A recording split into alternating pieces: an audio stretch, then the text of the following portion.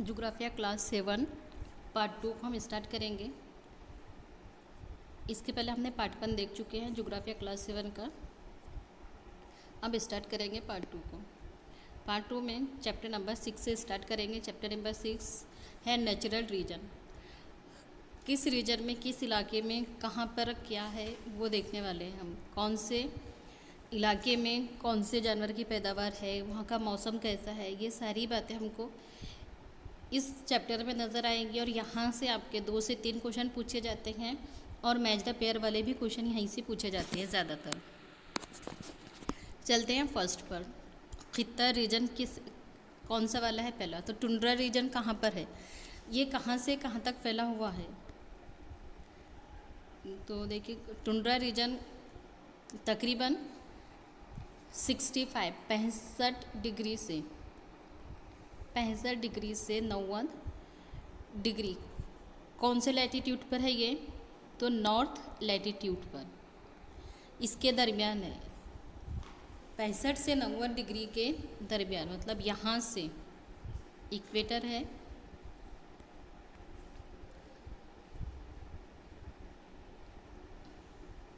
यहाँ कितना होता है ये 23.5 और यहाँ पर 66.5 होता है। तो यहाँ से 90 तक ये वाला एरिया टुंड्रा रीजन कहलाएगा।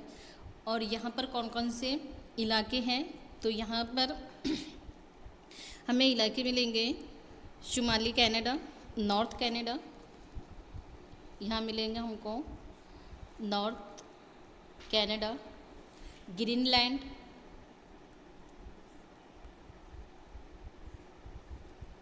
जो टुंड्रा रीजन है ये कहाँ पर पाया जाता है? तो ये नॉर्थ कनाडा और ग्रीनलैंड, शुमाली यूरोप, नॉर्थ यूरोप में और नॉर्थ एशिया में, नॉर्थ यूरोप और नॉर्थ एशिया में पाया जाता है। अब यहाँ की आबो हवा कैसी है, किस तरह का यहाँ पर टेम्परेचर होता है? तो टुंड्रा रीजन में यहाँ की आबो हवा कैसी होती है? तो गर्मियों में इसका दर्जे हरारत टेम्परेचर कैसा होता है? 10 डिग्री सेल्सियस होता है। सर्दियों में इसकी दर्जे हरारत -20 से 30 सेल्सियस होती है और बारिश यहाँ पर सालाना 25 से 30 मिलीमीटर होती है। और यहाँ पर क्या है, ये इंतहाई सर्द वाला इलाका है। यहाँ पर एकदम सर्द वाला इलाका है, क्योंकि हमने देखा है ये कहाँ से पाया जाता है, एकदम ये 65 डिग्री से 90 पर ये एरिया कैसा होता है? पूरा सर्द वाला इलाका होता है। फिर यहाँ पर कुदरती नबातात कौन कौन से पाए जाते हैं? तो यहाँ कुदरती नबातात पाए जाते हैं छोटी झाड़ियाँ, घास फूस, फूल, काई, डिगर फूल वगैरह। यहाँ के हैवानी जानवर यहाँ कौन कौन से पाए जाते हैं? तो टुंड्रा रीजन में हैवानी जो जानवर पाए जाते हैं वो है कैरिबू, रेंडर, कुतबी रीछ, लोमड़ी, सील और वालर वाली मछलियाँ। नर्म इनके जिस्म पर कैसे बाल होते हैं? तो इनके जिस्म पर नर्म और घने बाल वाले जानवर पाए जाते हैं। कहाँ पर? टुंड्रा रीजन में, टुंड्रा रीजन में। फिर यहाँ के इंसानों की ज़िंदगी कैसी है? टुंड्रा रीजन के इंसानों की ज़िंदगी कैसी है, वो अपनी ज़िंदगी कैसे गुजारते हैं? तो यहाँ ये लोग शिकार करना पसंद करते हैं, माहीगिरी का काम करते हैं, चमड़े के खीमे होते हैं जिसको टेपुक कहते हैं, इग्लो बर्फ़ के घर होते हैं। अगर से क्वेश्चन पूछा जाए कि इग्लो क्या होते हैं, किस टाइप के घर होते हैं, तो इग्लो बर्फ़ के घर होते हैं। इग्लो हाउस कहाँ पाए जाते हैं? तो ये टुंड्रा रीजन में पाए जाते हैं। फिर सिलज गाड़ी का इस्तेमाल होता है, पुरमशक्क़त ज़िंदगी गुजारते हैं लोग और आबादी बहुत कम पाई जाती है। मसलन यहाँ पर कौन से लोग मिलते हैं हमको? इस्किमो बाशिंदे मिलते हैं। सेकंड है टाइगा खत्ता, टाइगर रीजन। अब टाइगर रीजन कहाँ से कहाँ तक है, इसका एरिया कितना फैला हुआ है? तो ये 55 डिग्री सेल्सियस से कितना है? 65 तक। मतलब ये कहाँ से कहाँ तक फैला हुआ है? 23 ये वहाँ से फैला हुआ है 655 और 65 तक, इतना। तो इसमें ये भी क्या होगा, थोड़ा सर्द इलाका होगा। तो 55 नॉर्थ लैटीट्यूड से 65 नॉर्थ लैटीट्यूड के दरमियान पाया जाता है। यहाँ पर अलास्का के पास से बहरे ओकेानस तक का इलाका, यूरेशिया का इलाका, इतने एरिए तक फैला हुआ है। कौन सा खत्ता, कौन सा region? Tiger region. Tiger region कहाँ से कहाँ तक फैला हुआ है? तो ये 55 डिग्री से 65 डिग्री लैटीट्यूड तक फैला हुआ है। और यहाँ पर कौन कौन से रीजन आते हैं, कौन कौन से इलाके आते हैं? तो यहाँ पर अलास्का के पास से बहरे ओकेानस तक का इलाका और यूरेशिया। अलास्का, बहरे ओकेानस और यूरेशिया, तीनों भी नाम आपको ध्यान में रखनी है। फिर यहाँ की आबोहवा कैसी है? यहाँ की आबोहवा कैसी है? तो गर्मियों में यहाँ पर इसका दर्जे हरारत कितना होता है? 15 डिग्री सेल्सियस से 20 डिग्री तक, मतलब 15 से 20 डिग्री यहाँ का दर्जा हरारत होता है। सर्दियों में दर्जा हरारत 0 हो जाता है, 0 से भी कम हो जाता है। बारिश का सालाना औसत 300 से 500 मिलीमीटर होता है। गर्मियों में बारिश और सर्दी में बर्फ़बारी होती है। यहाँ पर अगर ये क्वेश्चन पूछा जाए कि गर्मियों में बारिश और सर्दियों में बर्फ़बारी किस खित्ते में होती है, ये किस रीजन में होती है, तो वो होती है टाइगर रीजन में। अब यहाँ पर जानवर कौन से पाए जाते हैं? तो मखरूती दरख्तों के जंगलात होते हैं। जंगलात कौन से पाए जाते हैं? यहाँ पर दरख्तों के पत्ते छोटे और सुईनुमा और डालियाँ ज़मीन की सिमत झुकी हुई होती है। टाइगर रीजन में किस तरह के हमको जंगलात मिलेंगे? तो यहाँ के जो दरख्त होते हैं टाइगर रीजन के, वो कैसे होते हैं? छोटे होते हैं उसके पत्ते और सुईनुमा उसकी डालियाँ सुईनुमा होती हैं। छोटे पत्ते और सुईनुमा होते हैं और डालियाँ कैसी होती है? ज़मीन से छत की सिमत झुकी हुई होती है। इसकी लकड़ियाँ, टाइगर रीजन की लकड़ियों के पर भी बहुत बार क्वेश्चन पूछा जाता है। तो टाइगर रीजन के जो जंगलात है वहाँ की लकड़ी कैसी होती है? नर्म और हल्की होती है, जैसे स्पर्स, फर, पाइन, चौप और सुर्ख। ये क्या है? उसकी लकड़ियाँ हैं। अब यहाँ पर जानवर कौन से पाए जाते हैं? तो यहाँ जानवर पाए जाते हैं कैरिबो, एल्क, आर्मेन, ब्यूरो, सिल्वर फॉक्स, मिंक, रीछ वगैरह पाए जाते हैं। इनके जिस्म पर किस तरह के बाल होते हैं? तो इनके जिस्म पर भी नर्म और घने बाल होते हैं। नर्म और घने बाल। और किस पर देखिए हमने? टुंड्रा के इलाके में पाए जाने वाले जानवरों को भी, रीछ, लोमड़ी वगैरह पर। फिर यहाँ की आबादी कैसी होती है? इंसानी ज़िंदगी कैसी होती है? यहाँ की तो आबादी बहुत कम होती है। शिकार और लकड़ियाँ तोड़ने का काम होता है। यहाँ के लोगों का ज़राअत बहुत कम होती है। नेक्स्ट है घास के खित्ते। अब घास के कौन से वाले खित्ते यहाँ पर मैदान कौन से होंगे? घास के मैदान तो स्टेपीज और पेरेडीज, ये बहुत ज़्यादा इम्पोर्टेंस है। मैच द पेयर में इसको पूछा जाता है। स्टेपीज और पेरेडीज घास के मैदान, ये कौन से डिग्री से कहाँ तक फैले हुए हैं? तो ये इलाका 30 डिग्री से 55 डिग्री नॉर्थ लैटीट्यूड तक फैला हुआ है।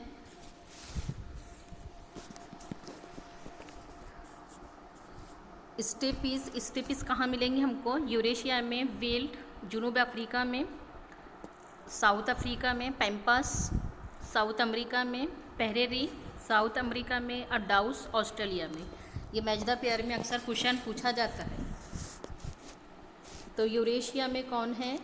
स्टेपीज घास के मैदान है। वेल कहाँ पर पाया जाता है? साउथ अफ्रीका में, पैम्पास जनूबी अमेरिका में, पेरेरी शुमाली अमेरिका में और डाउस ऑस्ट्रेलिया में। फिर यहाँ की आबोहवा कैसी होती है? तो गर्मियों में यहाँ पर इसके जो टेम्परेचर है कितना होता है? 37 डिग्री का होता है। सर्दियों में इसको 0 से भी कम हो जाता है। बारिश कितनी होती है? तो 400 से 600 मिलीमीटर पर होती है। ज़्यादातर बारिश यहाँ पर गर्मियों में होती है। कौन से इलाकों में? घास के मैदान वाले इलाकों में, स्टेपीज और पेरेरीज वाले इलाकों में ज़्यादातर बारिश गर्मियों में होती है। फिर यहाँ के जंगलात कैसे है? घास के मैदान कैसे है? घास किस टाइप की है? तो इस घास के वसी व अरीज मैदान नज़र आते हैं। यहाँ के जो मैदान है वो बहुत ज़्यादा बड़े हैं। घास कम बुलंद और तेज़ी से बढ़ने वाली होती है। जो यहाँ की घास होती है स्टेपीज और पेरेडीज के मैदानों की घास कैसी होती है? तेज़ी से बढ़ने वाली होती है, तेज़ी से बढ़ती है। सर्दियों में घास ख़त्म हो जाती है। मसलन एल्डर, पैपलर वगैरह दरख्त नज़र आते हैं यहाँ पर। यहाँ जानवर कौन से नज़र आएंगे हमको? स्टेपीज और पैरेडीज में जानवर हिरन, घोड़े, कुत्ते, भेड़िए, जंगली बैल, खरगोश, कंगारू, डेंगू वगैरह नज़र आते हैं। पालतू जानवर भी है यहाँ बकरियाँ, भेड़िए, गाय, बैल, घोड़े, गधे वगैरह। फिर यहाँ के इंसानी ज़िंदगी कैसी है? तो लोग गल्लाबानी करते हैं, एक मुकाम से दूसरे मुकाम तक भटकते हैं, मतलब खाना बदोशी की ज़िंदगी गुजारते हैं यहाँ के लोग। स्टेपीज और पैरेडीज के लोग खाना बदोश की ज़िंदगी, एक मुकाम से दूसरे मुकाम तक भटकते हैं। चमड़ों के खमियों होते हैं इनके, और कर गिजाइल कबाइल अब भटकते नहीं हैं, बल्कि इनके पक्के मकान बन चुके हैं। गेहूं की खेती करते हैं। तो स्टेपीज और पैरेडीज के लोग किस किस्म की खेती करते हैं? तो ये लोग गेहूं की खेती करते हैं।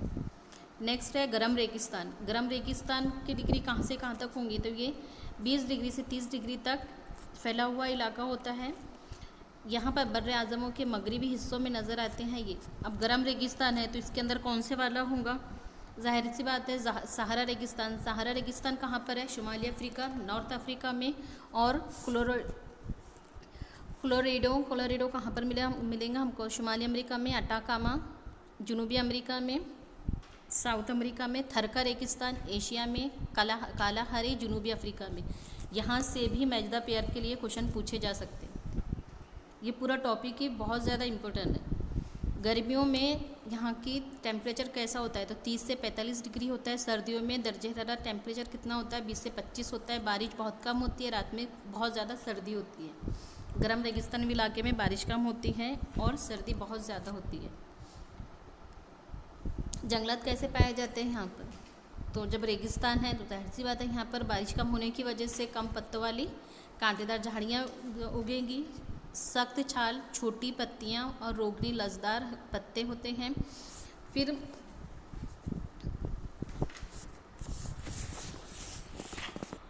ज़मीन की नमी ख़त्म होने पर जो नबातात ख़त्म हो जाते हैं, मसलन न्यूडिंग, गायपात, पाम और खजूर के दरख्त वगैरह उगते हैं।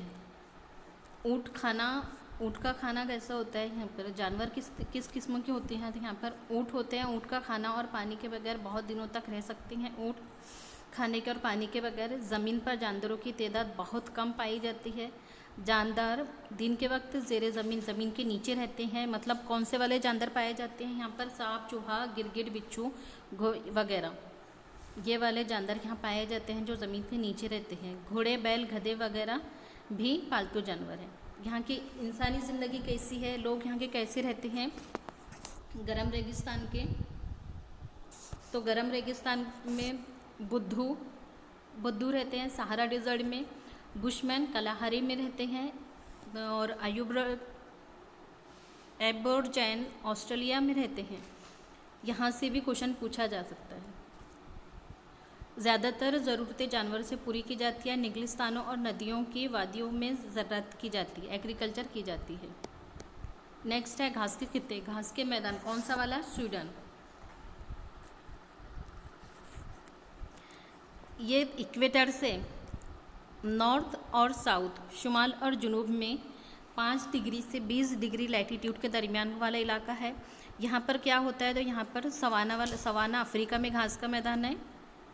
लुइस लैंड ऑस्ट्रेलिया में, जुनूबी पार्कलैंड अफ्रीका में, लेनोस और कंपोस जुनूबी अमेरिका में दिगर घास के मैदान हैं।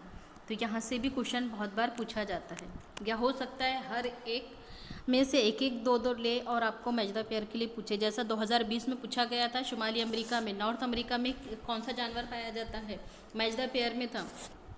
शुमाली अमेरिका में लोमड़ी थी, जुनूबी अमेरिका में, साउथ अमेरिका में शेर।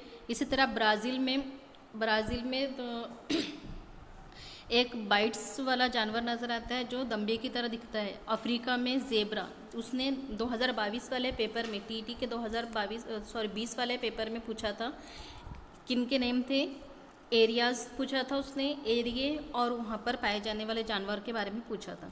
तो इस टाइप से हो सकता हो इसमें से कुछ भी पूछ ले, तो आपको ये सब ध्यान में रखना है।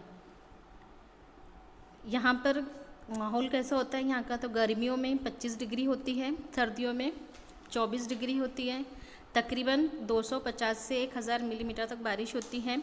यहाँ का मौसम गर्म मरबूत और मौसम सरमा बहुत कम सर्द होती है और खुश्क होता है। घास कैसे रहते हैं, यहाँ के दरख्त कैसे होते हैं, जंगलात कैसे पाए जाते हैं यहाँ पर, तो यहाँ की घास बहुत ज़्यादा ऊंची होती है और घनी होती है। किस इलाके के? सूडान वर इलाका, मतलब लेनोस, कैंपोस और कोएनेस, सवाना, ये घास के मैदान, ये जो घास के मैदान है यहाँ पर घास कैसी पाई जाती है? बहुत ज़्यादा ऊंची पाई जाती, तकरीबन, और ऊंची पाई जाती है और घनी भी पाई जाती है। तकरीबन कितनी ऊंची होती है? तो 6 मीटर ऊंची होती है, मतलब हाथी घास कहा जाता है उसे, इतनी ऊंची होती है। छतरीनुमा दरख्त होते हैं जो इधर उधर बिखरे होते हैं, जैसे बेर, घायपात, अनानस, ड्यूडंग वगैरह। फिर यहाँ पर जो हयाती ज़िंदगी है, जानवर है, कौन से पाए जाते हैं? तो सब्ज़ी खोर और गोश्तखोर हैवान पाए जाते हैं। जानवरों को कुदरत ने बहुत ज़्यादा फुर्तीला बनाया होता है।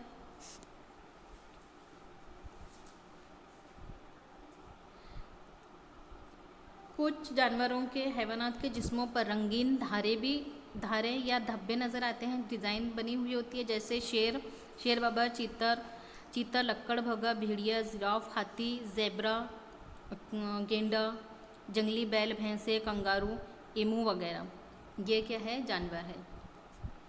फिर यहाँ की इंसानी ज़िंदगी कैसी है, यहाँ के इंसान कैसे रहना पसंद करते थे? तो यहाँ के मिट्टी की दीवारों और घास फूस की छतों वाले सादे मकान थे इनके।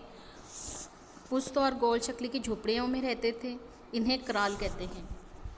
कराल नुमा घर हमें कहाँ मिलते हैं? तो कराल नुमा घर हमें घास के खित्ते, सूडान के घास के खित्ते में मिलते हैं, जैसे लिनोस, कैंपोस वगैरह इलाके में हमें घास के मैदान मिलते हैं, कराल नाम के घर मिलते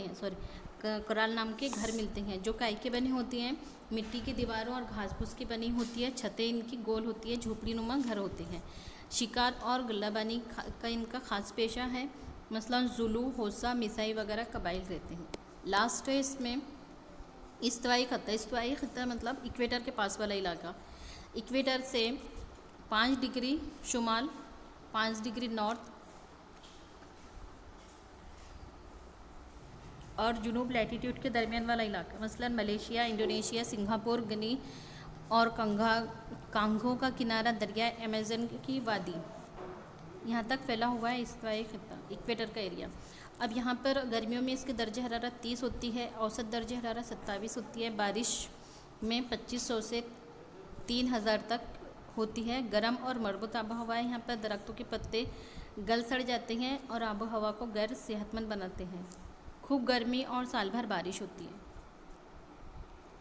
यहाँ के जंगलात कैसे है? तो यहाँ पर खूब घने सदाबहार जंगल है, नबातात में बहुत ज़्यादा तनु पाया जाता है, दलदली इलाका नज़र आता है। सख्त लकड़ी के ऊंचे दरख्त हमें कहाँ पाए जाते हैं? तो इक्वेटर के इलाके में पाए जाती है, मसलन माहेगनी, ग्रीन हार्ट, चॉपसर, सुर्ख, रोजवुड बोलते हैं हम जिसे, और आबनोस। जानवर कौन से पाए जाते हैं यहाँ पर? तो दलदली इलाकों में मगरमच्छ, दरियाई घोड़ा और अनाकोंडा वगैरह पाए जाते हैं। पेड़ों पर रहने वाले गोरिल्ले, चिंपैंजी, हार्नबोन, अबूकरॉन वगैरह जहरीले हशरात जैसे तैसे मक्खियाँ पाई जाती हैं। इंसानों की ज़िंदगी कैसी है? तो इंसानी बस्तियाँ बहुत कम पाई जाती हैं, लोगों की ज़िंदगी फितरत पर मुनहसर होती है। आदिवासी लोग ज़्यादातर पाए जाते हैं यहाँ पर, लोग मकानात दरख्तों के बनाते हैं। कबायली लोग पाए जाते हैं पर, मसलन बैगमी, बोरो, इंडियन, सिमांग वगैरह। तो ये थे हमारे नेचुरल रीजन। यहाँ से बहुत बार क्वेश्चन पूछा जाता है सीटेट के लिए भी और टीटी के लिए भी।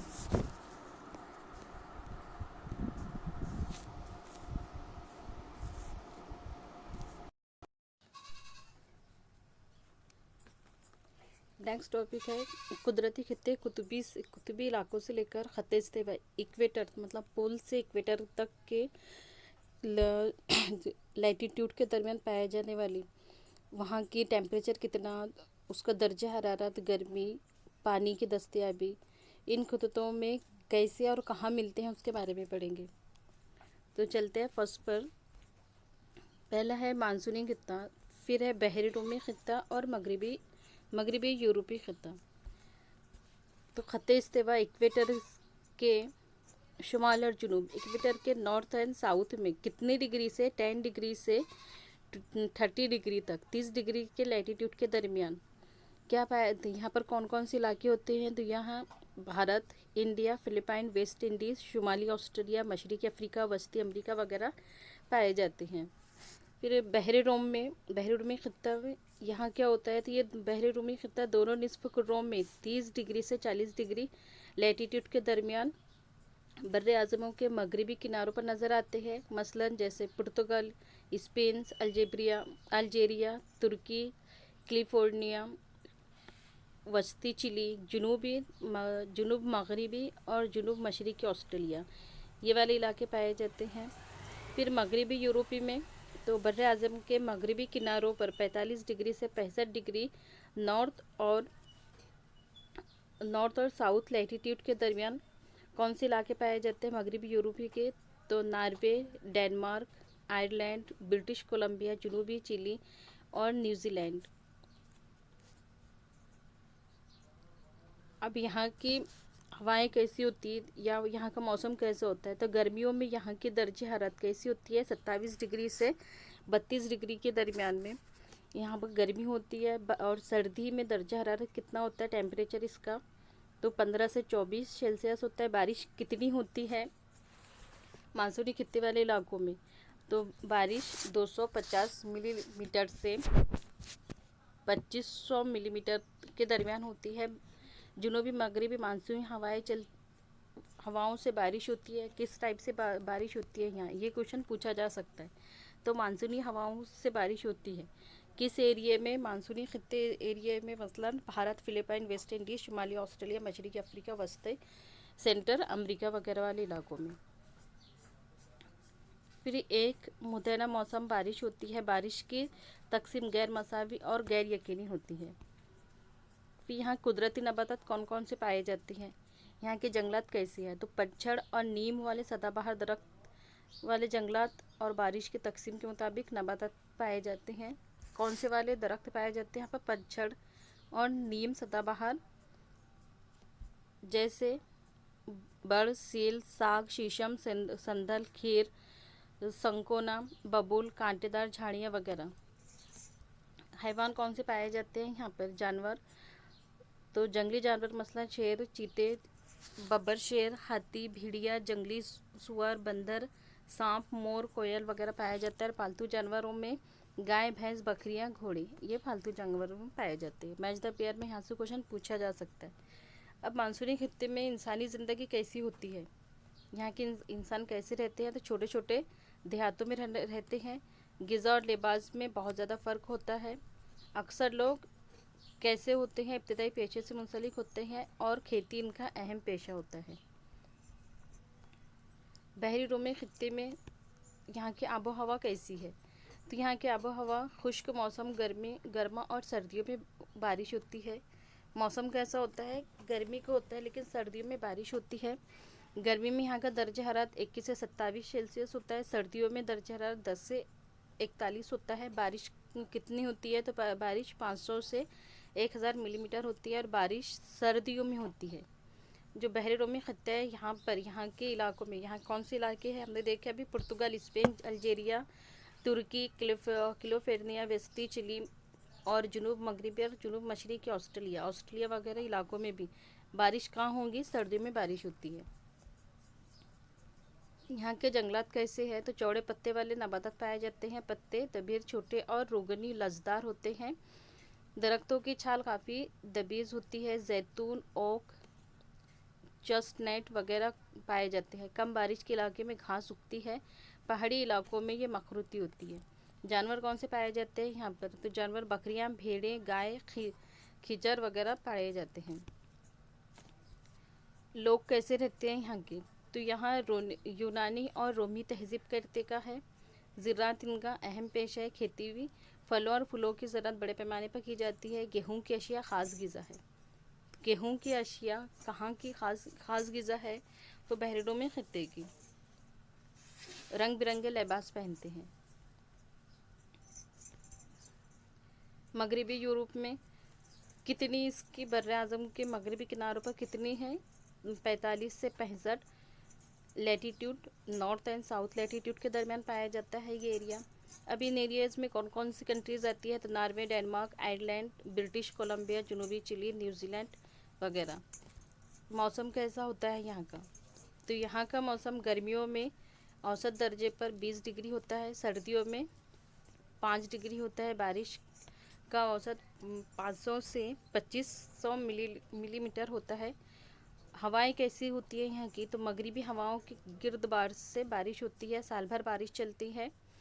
मगरिबी यूरोपीय इलाकों में मतलब नॉर्वे, डेनमार्क, आयरलैंड, ब्रिटिश, यहाँ पर साल भर बारिश चलती है और आबो हवा यहाँ की मुतदिल होती है।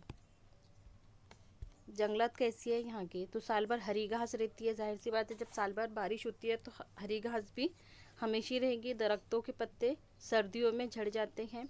मखरूती दरख्त और कम बुलंद वाले घास होते हैं, जैसे ओक, बीच, मेपल, एलम, पाइन, सिप्रोवेस और देवदार, पाइपल वगैरह जंगलात पाए जाते हैं।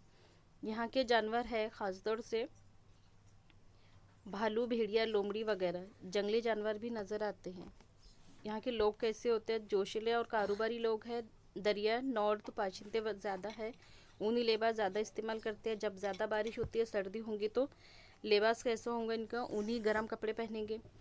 सानवी सलासी पेशों में तेज़ी से तरक्की हो रही होती है।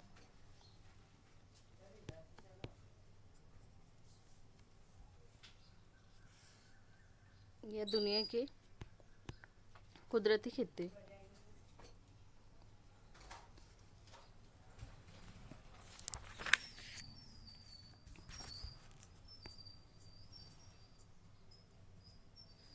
रेगिस्तानी खित्ते ज़्यादातर कहाँ नज़र आते हैं हमको, बर्रे आज़म के मगरबी हिस्सों में दिखाई देते हैं। गर्म रेगिस्तान खित्तों में इंसान गुल्लाबानी का पेशा करता है और रेगिस्तानी खित्तों में इंसान खाना बदोशी, ये दोनों भी ध्यान रखनी है। गर्म रेगिस्तानी खित्तों में इंसान क्या करता है, तो गुल्लाबानी करता है, और रेगिस्तानी खित्ते में इंसान खाना बदोशी की ज़िंदगी गुजारता है। और घास के खित्तों में, घास के मैदानी वाले इलाकों में गोश्तखोर हैवानात नज़र आते हैं।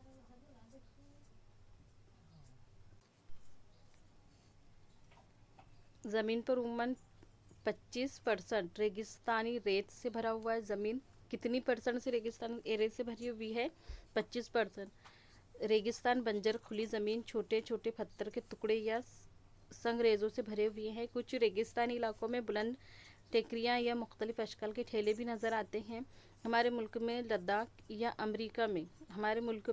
लद्दाख और अमेरिका में एरिज़ोना के रेगिस्तान पाए जाते हैं। तो यहाँ से क्वेश्चन पूछ सकता है, लद्दाख तो पता है हमको, हमारे यहाँ पर है। एरिज़ोना कहाँ पर पाया जाता है, तो एरिज़ोना का ताल्लुक़ किससे है, अमेरिका से है। ये अमेरिका का क्या है, रेगिस्तानी इलाका है एरिज़ोना। रेगिस्तानों में चलने वाली तेज़ रफ्तार हवाएं रेत के बारीक ज़र्रात, जिनको बालू कहते हैं, उड़ा ले जाते हैं। और इसकी ये जब बालू छोटे छोटे ज़र्रात एक जगह जमा होते हैं तो इसके ठेले बनते हैं, जिसे अंग्रेज़ी में डॉन्स कहते हैं। तैयार करते हैं, छोटे छोटे ज़र्रातों से रेत तैयार होती है और इनसे ठेले बनते हैं। कुछ रेतीले ठेले तो 200 मीटर तक बुलंद होते हैं। ये ठेले एक जगह कायम नहीं रहते, हवाओं के ज़रिए हमेशा आहिस्ता आहिस्ता एक जगह से दूसरी जगह खसकते जाते हैं।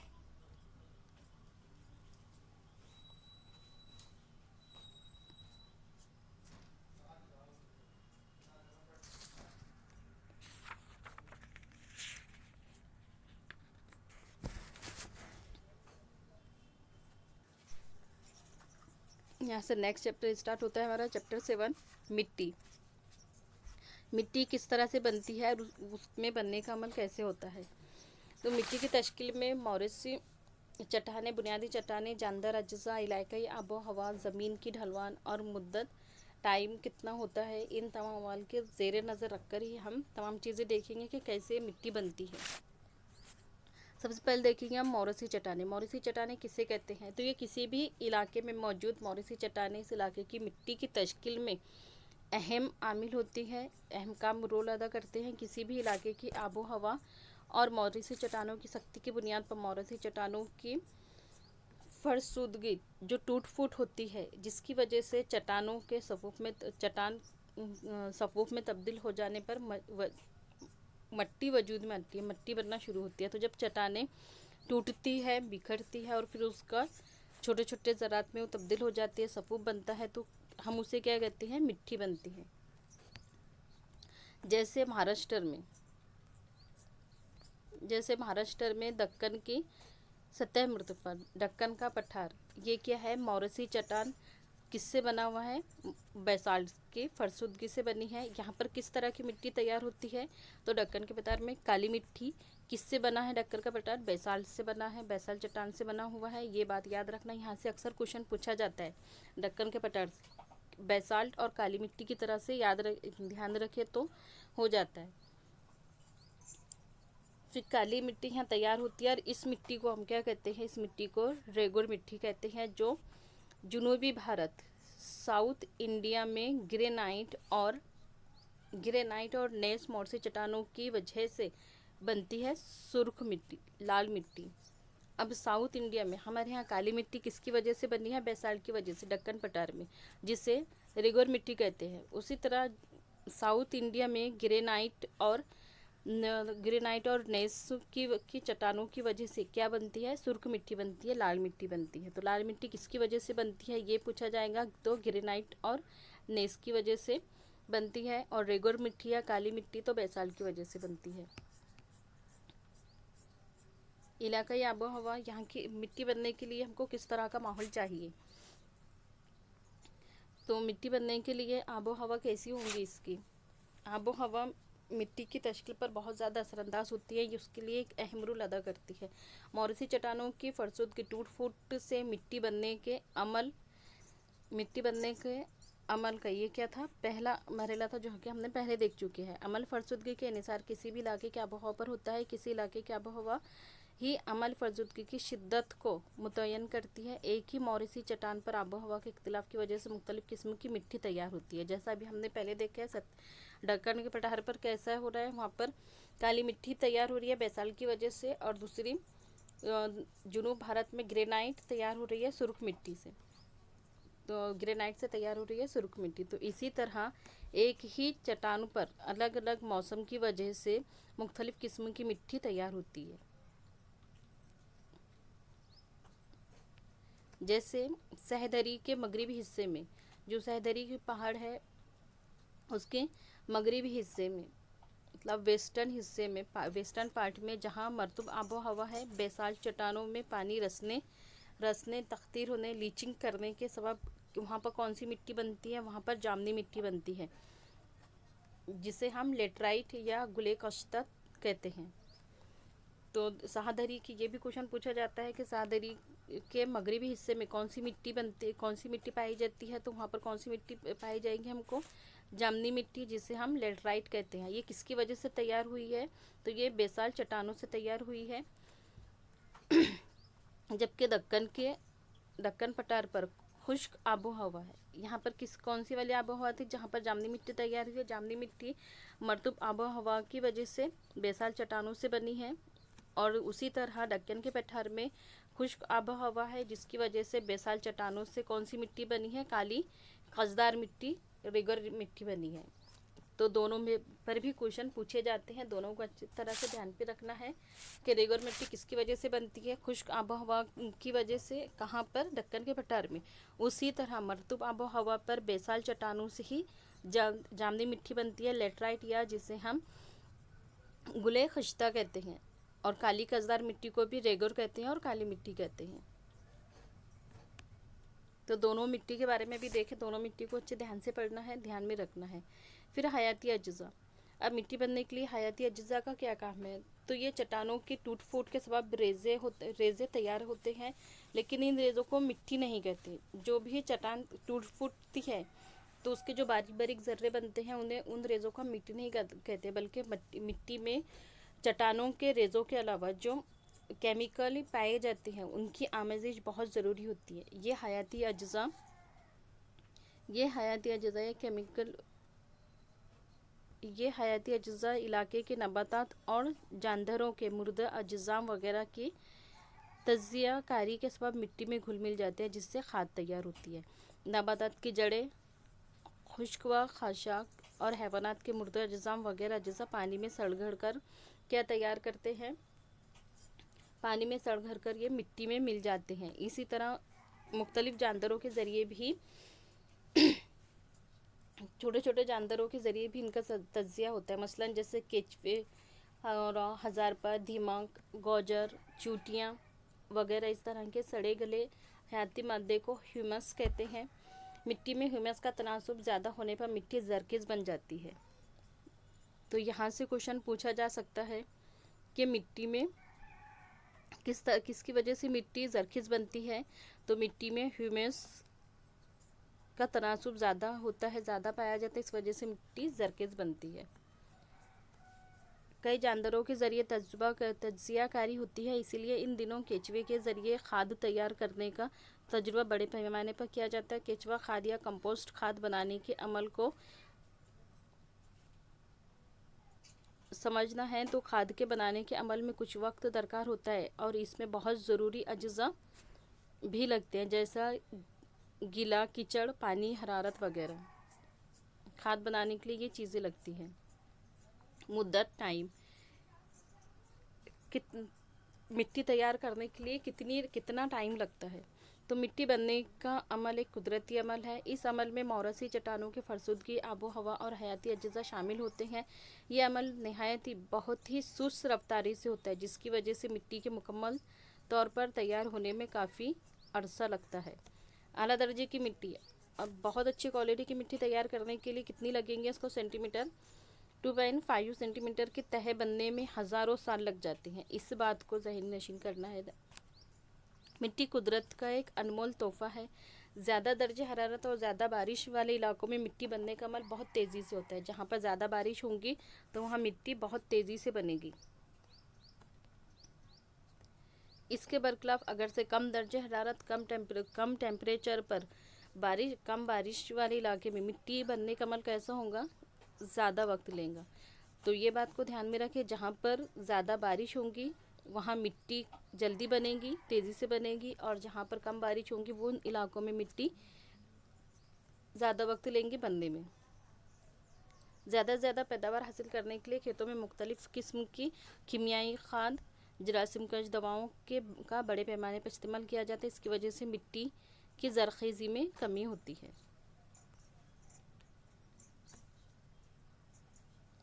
अब देखिए कि दो किस्म की मिट्टी कैसी होती है। एक वो मिट्टी जो कुम्हार इस्तेमाल करता है और एक वो मिट्टी जो किसान इस्तेमाल करता है। दोनों मिट्टी में क्या फ़र्क है, दोनों मिट्टी को क्या कहते हैं। तो कुम्हार जिस शय को इस्तेमाल करता है उसे हम क्या कहते हैं, आम मिट्टी कहते हैं, और किसान जिसे इस्तेमाल करता है उसे ज़राती मिट्टी कहते हैं। दोनों में क्या फ़र्क है, कुम्हार जिसको इस्तेमाल करता है वो आम मिट्टी होती है, और हम किसान जब खेत तैयार करने के लिए, फसल बोने के लिए जो मिट्टी इस्तेमाल करेगा वो ज़राती मिट्टी होंगी। किसान मिट्टी के एक मुकम्मल निज़ाम का इस्तेमाल करता है, जबकि कुम्हार एक मादे का इस्तेमाल करता है जिसे हम आम मिट्टी कहते हैं। अब मिट्टी की अहम किस्में और उमूमी तकसीम। महाराष्ट्र में कहाँ पर कौन सी एरिया में मिट्टी पाई जाती है, कौन सी मिट्टी पाई जाती है। जैसे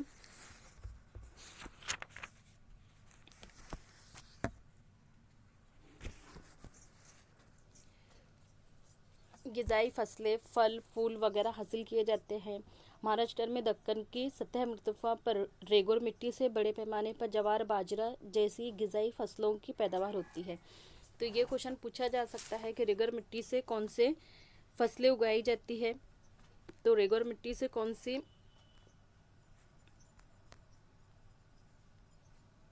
फसलें उगेंगी, तो यहाँ इससे जवार,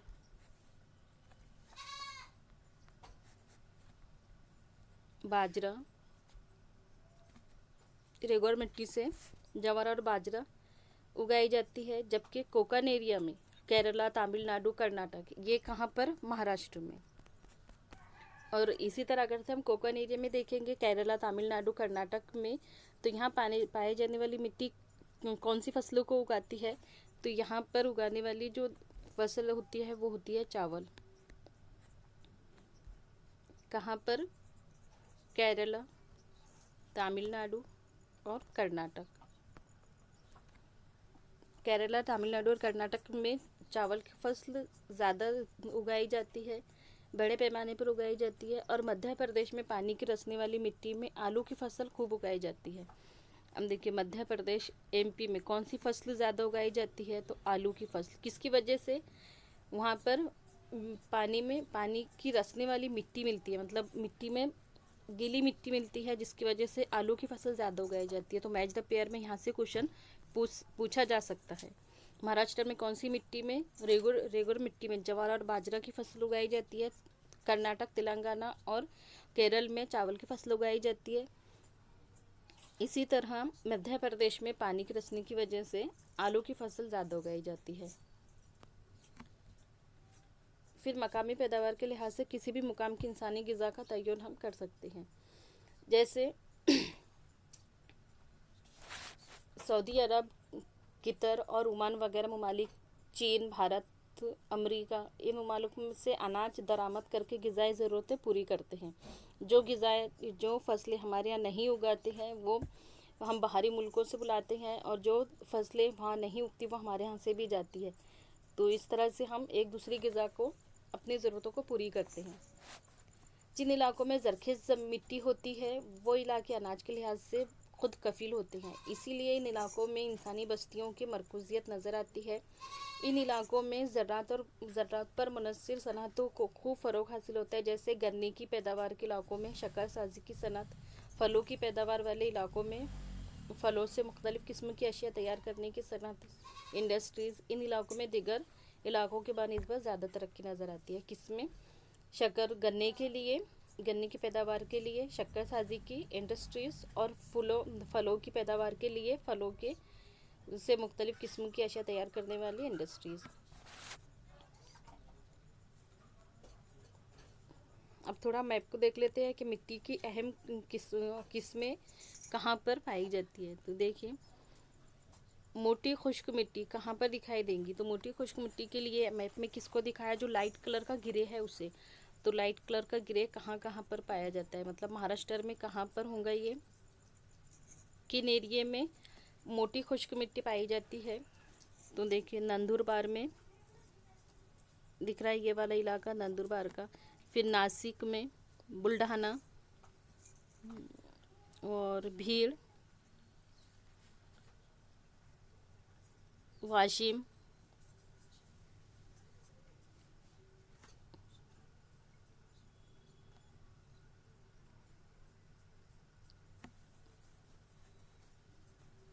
इन इलाकों में। फिर काली कसदार मिट्टी जिसको हम रेगुर मिट्टी कहते हैं, वो कहाँ पाई जाती है? तो दक्कन के पठार वाले इलाकों में, जैसे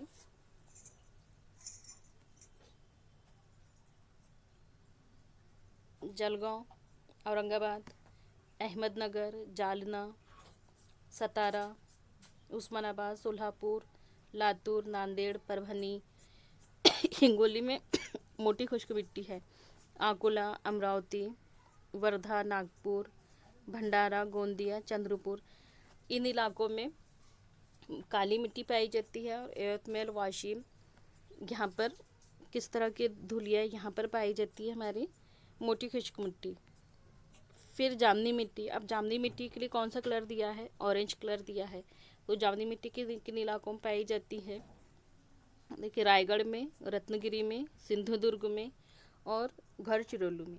ये इन इलाकों में, इन 4 ज़िलों में, महाराष्ट्र के इन 4 ज़िलों में कौन सी मिट्टी पाई जाती है? जामनी मिट्टी पाई जाती है। फिर साहिली पट्टी के दलदली मिट्टी, इसके लिए कौन सा दिया है? पिंक कलर का बताया है, यहाँ पर पाई जाती है। तो जैसे मुंबई वाला इलाका,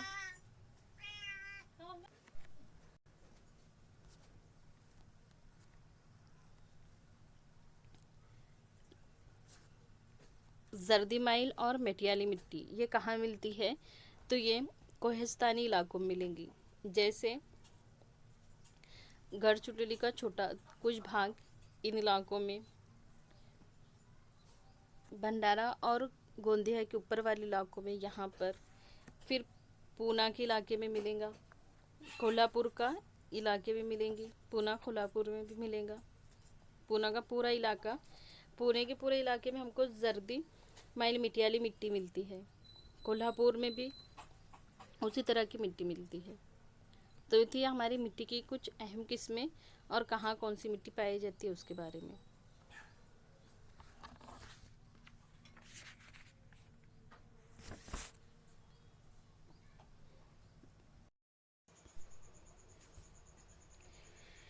मिट्टी की क्लासिफिकेशन को 5 किस्मों में बांटा गया है। पहली है मोटी खुश्क मिट्टी। अब मोटी खुश्क मिट्टी कैसी होती है, तो ये फरसुदगी और बारिश की कमी की वजह से इस किस्म की मिट्टी तैयार होती है। जो खुश्क सूखी जैसी मिट्टी होती है वो किसकी वजह से तैयार होती है, बारिश की कमी की वजह से। दक्कन के पठार के मगरबी हिस्से में घाट की बुलंदी पर पाई जाती है। कहाँ पाई जाती है खुश्क मिट्टी, मोटी खुश्क मिट्टी कहाँ पाई जाती है, तो दक्कन पठार के वेस्ट पार्ट में,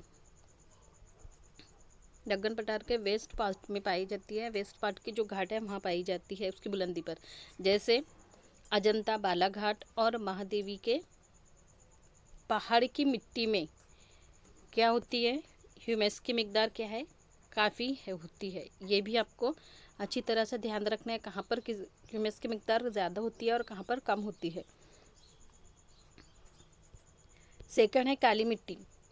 अब काली मिट्टी हमने देखा है, काली मिट्टी को क्या कहते हैं, तो काली मिट्टी को रेगुर मिट्टी भी कहते हैं। ये किसके लिए बहुत ज़्यादा मानी जाती है, तो ये कपास के लिए मानी जाती है। कपास के लिए फ़ायदेमंद होती है, कपास की मिट्टी के नाम से भी जानी जाती है। ये मिट्टी की एक किस्म है। ये मिट्टी दरमियानी औसत बारिश वाले इलाके में पाई जाती है, जहाँ पर ज़्यादा बारिश ना हो और वहाँ पर जहाँ ज़्यादा बारिश और ज़्यादा कम बारिश ना हो उस इलाके में पाई जाती है। नदी की वादियों में, दलदली मैदान और वादियों वाले इलाकों में ये मिट्टी पाई जाती है। दक्कन के पठार के मगरबी हिस्सों में बहुत ज़्यादा सीहा, बहुत ज़्यादा काली, और कहाँ पर बहुत ज़्यादा काली मिलेंगी हमको, दक्कन के पठार वाले हिस्सों में, दक्कन के पठार के वेस्ट वाले हिस्से में, वेस्ट पार्ट में बहुत ज़्यादा काली, और ईस्ट जो दक्कन का पठार है उसके ईस्ट हिस्से में, मतलब विदर्भ के में कैसी मिलेंगी, दरमियानी सिहा,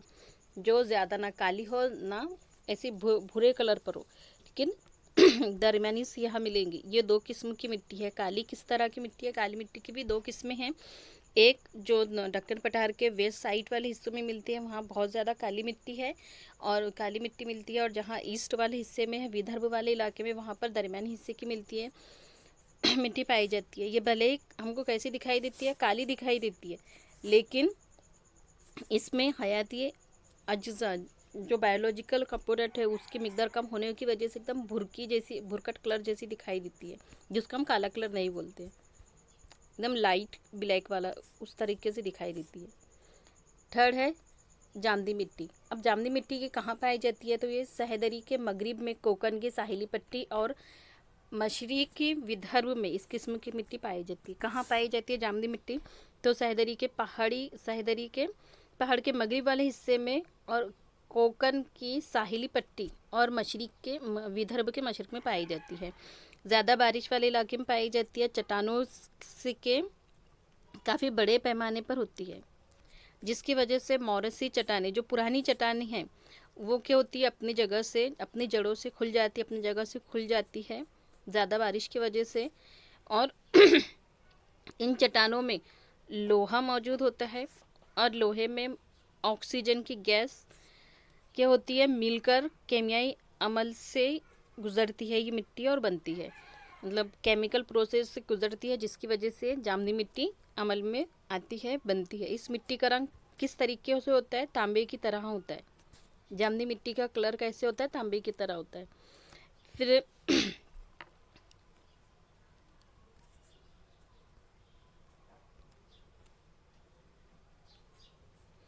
नेक्स्ट है साहिली मिट्टी।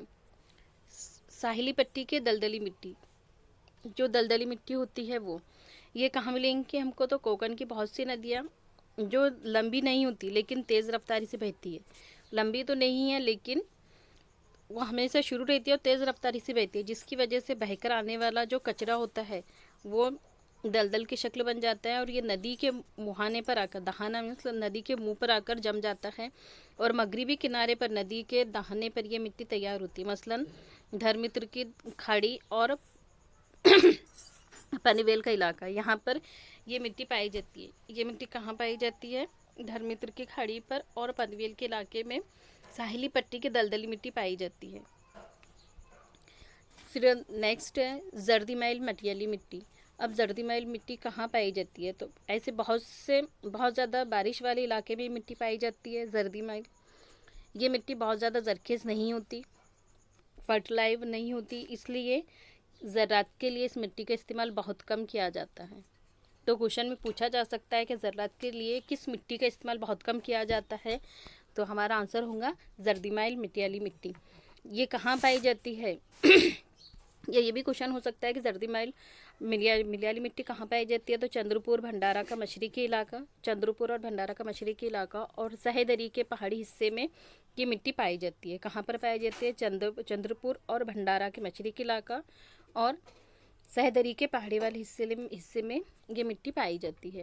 अब मिट्टी की किस्में और इनकी तकसीम को देखकर हमें समझ गए हैं कि कौन सी स्टेट में किस तरह की हमें उस मिट्टी बनने के लिए आबो हवा चाहिए, कैसा उसकी पुरानी जो चट्टानें हैं, मौरूसी चट्टानें, इनहेरेंट रॉक्स है और उसका टाइमिंग कितना चाहिए हमें मिट्टी तैयार होने के लिए, वो सारा सब कुछ हम देख चुके हैं।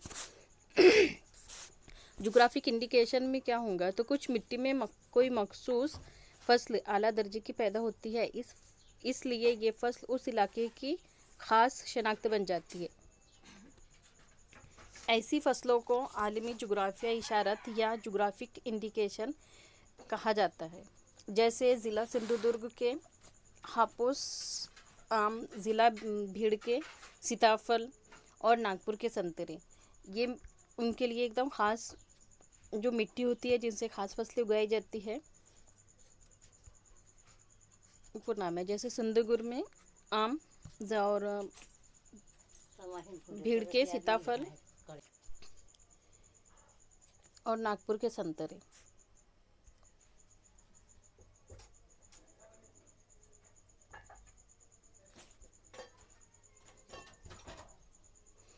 अब मिट्टी कैसे खराब होती है, उसकी मिट्टी की जज और मिट्टी का ज़वाल कैसे होता है? तो हवा और पानी की वजह से मिट्टी की परत मिट्टी की परत बह जाती है, मतलब मिट्टी की जिज होती है। बहता पानी, आबोहवा और मुख्तलिफ तबई साख्त की वजह से मिट्टी की जिज होती है। इसी तरह कुछ वजूहात की बिना पर मिट्टी की ज़रख़ीज़ियत में बिखार पैदा हो जाता है और इसे ही मिट्टी का ज़वाल कहते हैं। खेतों से ज़्यादा पैदावार हासिल करने के लिए खेतों में कीमियाई खादों, केमिकल का बड़े पैमाने पर इस्तेमाल किया जाता है। जैसे जरासीमकश और कीड़े मार दवाओं का भी इस्तेमाल होता है। फसलों के लिए कीमियाजात और खाद के हद से ज़्यादा इस्तेमाल की वजह से भी मिट्टी का ज़वाल होता है। और बहुत ज़्यादा आबपाशी की वजह से भी ज़मीन के अंदर मौजूद नमक पानी में घुलकर ऊपर आ जाता है और पानी तख्यर होकर ऊपर पानी की तह, नमक की तह मिट्टी के ऊपर जम जाती है, जिसकी वजह से मिट्टी की होती है खारी होती है और फिर वो अपनी ज़रख़ीज़ियत को खो देती है। इसके अलावा मिट्टी में ह्यूमस का तनासुब भी घट जाता है और नबातात के लिए ज़रूरी ग़िज़ाई अज्जा मिट्टी से गायब हो जाते हैं। मिट्टी का pH बिगड़ जाता है, उसकी वजह से भी मिट्टी बिगड़ जाती है। तो इस तरीके से मिट्टी की शक्ल बनती है। जब वो ज़वाल की शक्ल में होती है तो ज़रख़ीज़ियत अपनी खो देती है, सूखा जैसा पड़ जाता है। मिट्टी का तहफ़्फ़ुज़, मिट्टी को कैसे बचाया जाए? तो खेतों की ज़रख़ेज़ मिट्टी बारिश के पानी से बह ना जाए, इसलिए खेतों के किनारे क्या लगाते हैं हम? खेतों के किनारों पर मुंढेर बनाई जाती है। मिट्टी के तहफ़्फ़ुज़ के लिए, मिट्टी के बचाव के लिए जो महकमा तहफ़्फ़ुज़ अराज़ी होते हैं, ये मुंढेरों पर मुनासिब तादाद में झाड़ियाँ लगाना, खेतों से ज़्यादा ढलवान हिस्सों में पत्थरों से बुलंद बनाना इसका काम करते हैं, ताकि मिट्टी बह ना जाए। नबातात की जड़ें मिट्टी को मजबूती से पकड़े रहती है, इसकी वजह से भी मिट्टी की अरियाकारी रुक जाती है, मिट्टी की ज़रख़ीज़ियत रुक जाती है। मिट्टी के तहफ़्फ़ुज़ के ज़मन में ढलवानी ज़मीन पर तवातिर और मुतवाज़ी नालियाँ खोदी जाती। नालियाँ मुख्तलिफ बुलंदी पर खोदने की वजह से ढलवानों पर से बहकर आते हुए पानी की रफ्तार बहुत कम हो जाती है और इसके ज़रिए होने वाली एरियाकारी मिट्टी की जो ज़रख़ीज़ियत है वो रुक जाती है। इस तरह इन नालियों की वजह से रूखे सज्रकारियों पानी को ज़मीन से जज़्ब होने में मदद मिलती है। तो ये थी मिट्टी के तापुस। जैसे महाराष्ट्र हुकूमत ने आपगेर इलाके का इर्तिका मंसूबे के तहत दही इलाकों में खेतों की ढलवानों की सिमत में पुश्ते तामीर करने का प्रोग्राम जारी रखा। इसकी वजह से पानी जज्ब करने वाला मंसूबा भी बहुत कामयाब हुआ। इन इक़दाम की वजह से ज़ेरे ज़मीन सतह आब बुलंद करने की कोशिश के साथ साथ मिट्टी के बीच में भी कमी आई है। हाल ही में हुकूमत ने पुर-आब इलाका मंसूबा शुरू किया है। तो ये भी क्वेश्चन पूछा जाता है कि हाल ही में हुकूमत ने कौन सा मंसूबा शुरू किया है, तो पुर-आब इलाका मंसूबा शुरू किया है। इसके तहत भी खेतों में पुश्ते बनाने, छोटे छोटे नालियों में बहने वाले पानी को रोकने, नालियों को आपस में जोड़ने जैसे काम बड़े मुतवाज़ी से जारी है। मिट्टी के तदरीजी ज़वाल को रोकने के लिए कीमियाई खाद और जरासीम कश दवाओं के बजाय इनसे हमको बचना चाहिए, इनके इस्तेमाल से। इसकी वजह से नामियाती खाद मसलन गोबर खाद, केचुआ खाद, कंपोस्ट खाद का इस्तेमाल करके मिट्टी में पीएच की कद्र को मुतवाज़न रखा जाए। किनकी वजह से मिट्टी बेहतर होती है, तो गोबर खाद, केचुआ खाद, कंपोस्ट खाद, इनके इस्तेमाल की वजह से मिट्टी का पीएच अच्छा होता है। इसकी वजह से मिट्टी में ह्यूमस का तनासुब में इजाफा होने में मदद मिलेंगी और मिट्टी की ज़रख़ीज़ भी बरकरार रहेंगी।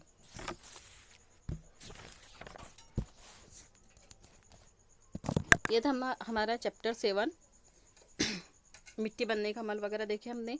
अभी यहाँ देखिए शक्ल में बताया गया है कि पुश्ते की तामीर कैसे किया जाता है, सज्रकारी के लिए किस तरह की नालियाँ वगैरह बनाई जाती है, पानी के बहाव के लिए, मिट्टी के रुखाव के लिए, यहाँ बंद कैसे बांधते हैं, फिर नालियाँ कैसे बनाते हैं, मुतवाज़ी नालियाँ। देखिए जिस तरीके से क्या वहाँ पर मिट्टी बह ना जाए और पानी वगैरह फसलों को बराबर मिले। नेक्स्ट चैप्टर है हमारा मौसमों का बनना। इसके पहले हमने मौसमों का बनने का पहला पार्ट देख चुके हैं शुरू में ही। चैप्टर 8 में भी मौसमों का बनना बताया गया है। तो देखिए 21 जून को अब यहाँ पर क्या होगा, सूरज की गर्दिश कैसे होंगी। तो जब सूरज रोज़ाना अपना मकाम बदलते रहता है, जब हम ज़मीन से तुल आफ्ताब का नज़ारा करते हैं तो ऐसा लगता है जैसे सूरज साल भर में कहाँ से किधर जा रहा है, शुमाल या जुनूब की जानिब सरक गया है। लेकिन हकीकत में सूरज अपनी जगह से नहीं हिलता, सूरज अपनी जगह से नहीं हिलता है, हरकत नहीं करता। सूरज के तुलू होने का मुकाम कब से कब तक है, तो सूरज के तुलू होने का मुकाम 21 जून से 22 दिसंबर 21 जून से 22 दिसंबर के दौरान जुनूब की सिमत ज़्यादा से ज़्यादा सरकती है। किस साइड में सरकता है ज़्यादा, 21 जून से 22 दिसंबर को 21 जून से 22 दिसंबर के तरफ सूरज जुनूब के तरफ, साउथ के तरफ साइड की सिमत सरकता है, ज़्यादा सरकता दिखाई देता है। इस अरसे को, इस वक्त को हम क्या कहेंगे, इस ड्यूरेशन को हम क्या कहेंगे, तो इस ड्यूरेशन को हम जुनूबी रोश कहते हैं। क्या कहा जाता है इसे, जुनूबी रोश कहा जाता है। जब 21 जून से सूरज 22 दिसंबर के दरमियान साउथ की सिमत में, साउथ के डायरेक्शन में ज़्यादा सरकता दिखाई देता है, तो इस अरसे को, इस ड्यूरेशन को हम जुनूबी रोश कहते हैं। इसी तरह इसके अपोजिट अगर 22 दिसंबर से 21 जून का अरसा, और इस समय में, इस वक्त में हमको 22 दिसंबर से 21 जून के टाइम में हमें सूरज किस साइड में सरकता दिखाई देगा, शुमाल में, मतलब नॉर्थ में दिखाई दे रहा है सरकता, तो इसे क्या कहते हैं, तो इसे हम शुमाली रोश कहते हैं। ये क्वेश्चन पूछा गया था 2022 के पेपर में, महाटीटी 2022 के पेपर 2 में क्वेश्चन पूछा गया था।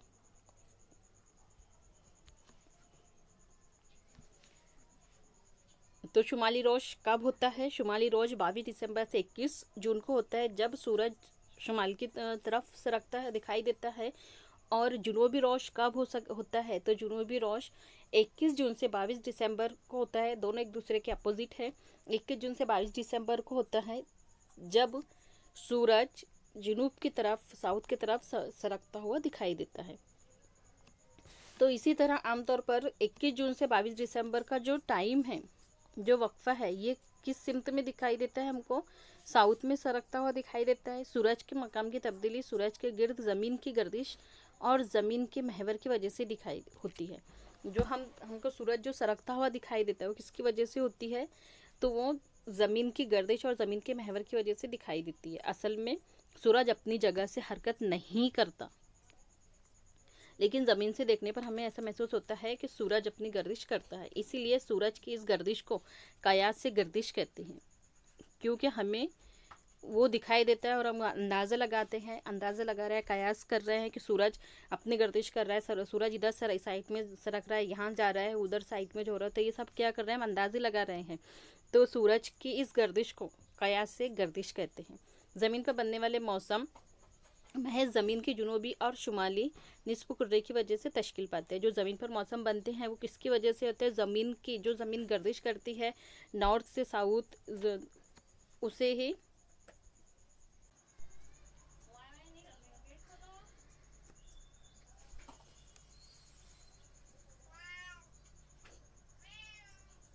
मौसमी चक्कर यौम ऐन या यौम एतदाल कैसे होता है, किसे कहते हैं? तो देखिए, जब जुनूबी कतब पर, जब साउथ पोल पर और जुनूब पोल में क्या होंगे? 22 दिसंबर को ये हालत कैसी होगी? सर्दी की हालत होंगी 22 दिसंबर को।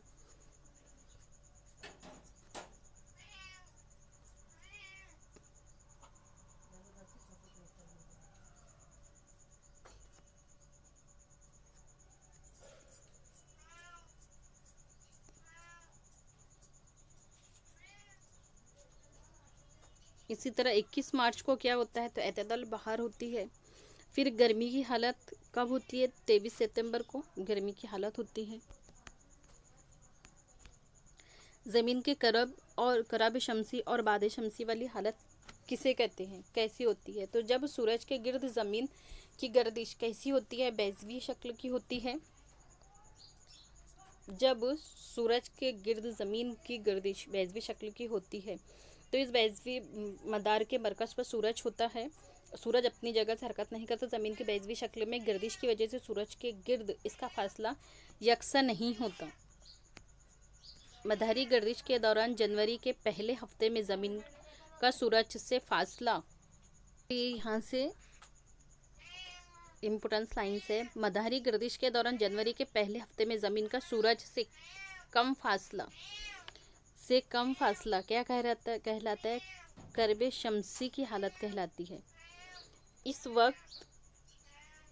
वक्त ज़मीन के महवर का जुनूबी सिरा सूरज की जानिब होता है। इसके बरखिलाफ, इसके उल्टा अपोजिट जुलाई के पहले हफ्ते में, इसी के अपोजिट जुलाई के पहले हफ्ते में, पहले वीक में ज़मीन सूरज से ज़्यादा फासले पर होती है, तो उसे करबी शमसी की हालत कहते हैं, सॉरी, बाद शमसी की हालत कहते हैं।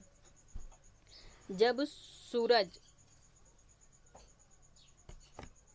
ज़मीन से कम फासले पर होता है तो उसे करबी शमसी कहते हैं, और जब ज़मीन सूरज से ज़्यादा फासले पर होती है तो उसे बाद शमसी कहते हैं। इस वक्त ज़मीन के महवर का शुमाली सिरा सूरज की जानिब होता है, जैसे यहाँ बताया गया है।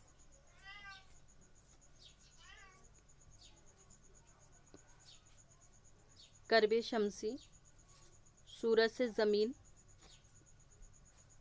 का फासला क्या है? कम है। और बाद शमसी, यहाँ पर सूरज से ज़मीन का फासला क्या है? ज़्यादा है।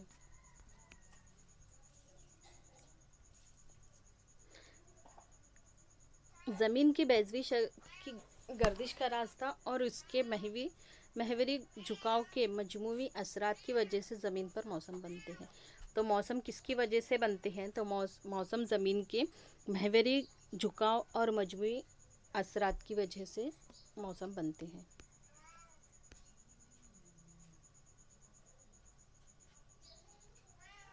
कुतुब शुमाली से कुतुब जुनूबी तक रोशन और तारीख हिस्से कैसे दिखाई देते हैं? एक जैसे दिखाई देते हैं। ऐसी हालत में उस दिन ज़मीन पर हर सिमत दिन का वक्त होता है और रात का वक्फा ज़्यादा यकसा होता है। दिन और रात का वक्फा सेम होता है। ये हालत एतदाल कहलाती है। इक्वेटर पर सूरज की शुआएं कैसी पड़ती है? उमूदी सीधी पड़ती है और ये होने की कैफियत को यौम इस्तिवा या इक्वेटर डे कहा जाता है। इस तरीके से अब यहाँ क्या हो रही है? इक्वेटर पर सूरज की किरणें सीधी पड़ रही है, तो इसे क्या कहेंगे? इसे यौम इस्तिदा कहेंगे। ये क्या है और ये क्या है? तो ये है हमारा ट्रॉपिक ऑफ कैंसर एंड खत्ते जद्दी, ट्रॉपिक ऑफ कैप्रिकॉन, जुनूबी कुतुबी खत, आर्कटिक सर्कल AC और शुमाली कुतुबी ये है एंटार्कटिक सर्कल AC।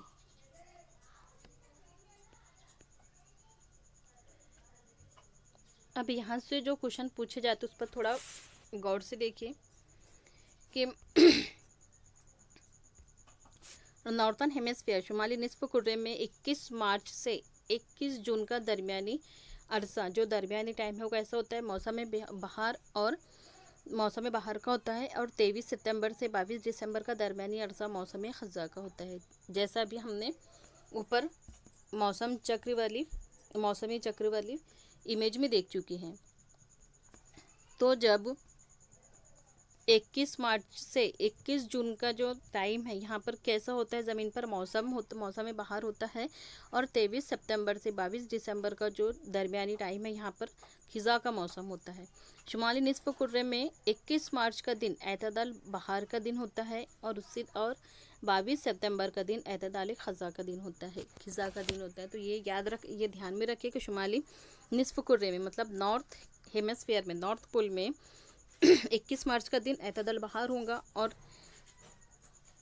23 सितंबर का दिन एतदल खज़ा का दिन होगा। यौम एन और यौम इस्तिवा इक्वेटर की तारीखों में आधे दिन का फ़र्क होता है।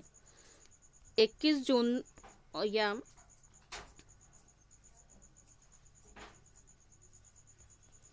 21 जून और 22 दिसंबर को बिलतरतीब ख़त्ते सरतान, Tropic of Cancer and Tropic of Capricorn पर सूरज की शुआएं वर्टिकल सीधी पड़ती हैं। इन दिनों को क्या कहते हैं? हम यौम एन कहा जाता है। यौम एन किसे कहा जाता है? जब 21 जून या 22 दिसंबर को Tropic of Cancer and Tropic of Capricorn पर सूरज की शुआएं सीधी पड़ती है तो उसे यौम एन कहा जाता है। इसी तरह लैटिन खत्ते सरतान से शुमाली कुतुब, ट्रॉपिक ऑफ कैंसर से साउथ पोल तक या खत्ते जद्दी से ट्रॉपिक ऑफ कैप्रिकॉन से जुनूबी कुतुब, नॉर्थ पोल तक किसी भी लैटिट्यूड अर्जुल बदल को शुमाली सूरज की शुआएं कभी भी उमूदी नहीं पड़ती। यहाँ पर क्या होती है? कभी भी सूरज की शुआएं सीधी नहीं पड़ती, जबकि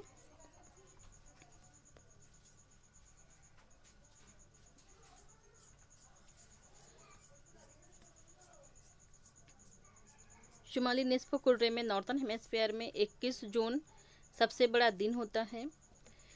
तो शुमाली निस्फ कुर्रे में नॉर्थन हेमिस्फीयर में 21 जून सबसे बड़ा दिन होता है, यानी रात यहाँ पर कैसी होगी? सबसे छोटी रात होंगी। जहाँ पर सबसे बड़ा दिन होगा वहाँ रात सबसे छोटी होंगी।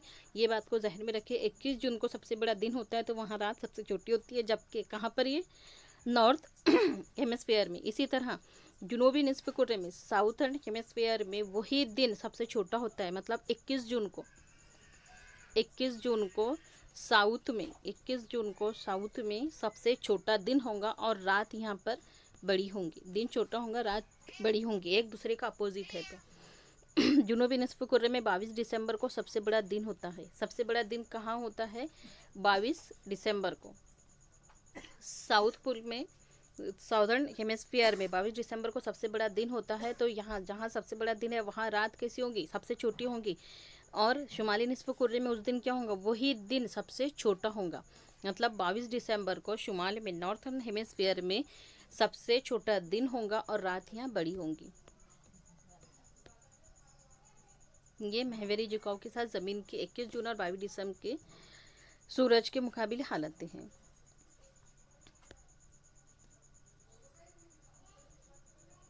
एरेक्टिक टॉल इसका क्या काम है? तो ये नॉर्थर्न हेमिस्फीयर पर जब सर्दी की शिद्दत सर्दी बहुत ज़्यादा बढ़ जाती है तो ये आर्कटिक टर्ड नामी परिंदा जुनूबी कतब मतलब साउथ के जानिब सफ़र करता है कौन सा परिंदा? ये नॉर्थ साइड का है परिंदा। और आता कहाँ पर ये वहाँ से जब नॉर्थ में बहुत ज़्यादा सर्दी हो जाती है तो ये साउथ में आता है। जब शुमाली कतब पर मौसम गर्मी का आगाज़ होता है और ये क्या होता है वहाँ पर रहता है, शुमाल से आता है, नॉर्थ से आता है और साउथ में रहता है। जब नॉर्थ में मौसम गर्मा का आगाज़ शुरू हो जाता है, गर्मी का मौसम शुरू हो जाता है तो ये परिंदा फिर दोबारा से नॉर्थर्न हेमिस्फीयर की तरफ नॉर्थर्न शुमाली कुतुब में चला जाता है। इसका ये सफ़र ग़िज़ा की तलाश में होता है। क्यों सफ़र करता है? ये ग़िज़ा की तलाश में करता है। ये परिंदा मजमूई तौर पर साल भर में तकरीबन कितने हज़ार किलोमीटर का सफ़र तय करता है? तो ये तकरीबन 70,000 किलोमीटर का सफ़र तय करता है। दुनिया में शायद ये वाहिद परिंदा है जो एक ही साल में 2 मरतबा मौसम गर्मी से लुत्फ़अंदोज़ होता है। फिर सेकंड है साइबेरियन क्रेन। अब ये साइबेरियन क्रेन ये कहाँ पर रहता है? तो ये सर्दी की शिद्दत और ग़िज़ा की कमी की वजह से ये कहाँ पर जाता है? कहाँ से आता है? ये भी नॉर्थ से आता है। ये बगले भारत आते हैं। नॉर्थ से कहाँ आता है? ये भारत आता है, इंडिया आता है। और इसका सफ़र 8 से 10,000 किलोमीटर का होता है। भारत में जब मौसम गर्मी का मौसम शुरू होता है तो ये परिंदा दोबारा कहाँ चला जाता है? नॉर्थ की तरफ लौट जाता है।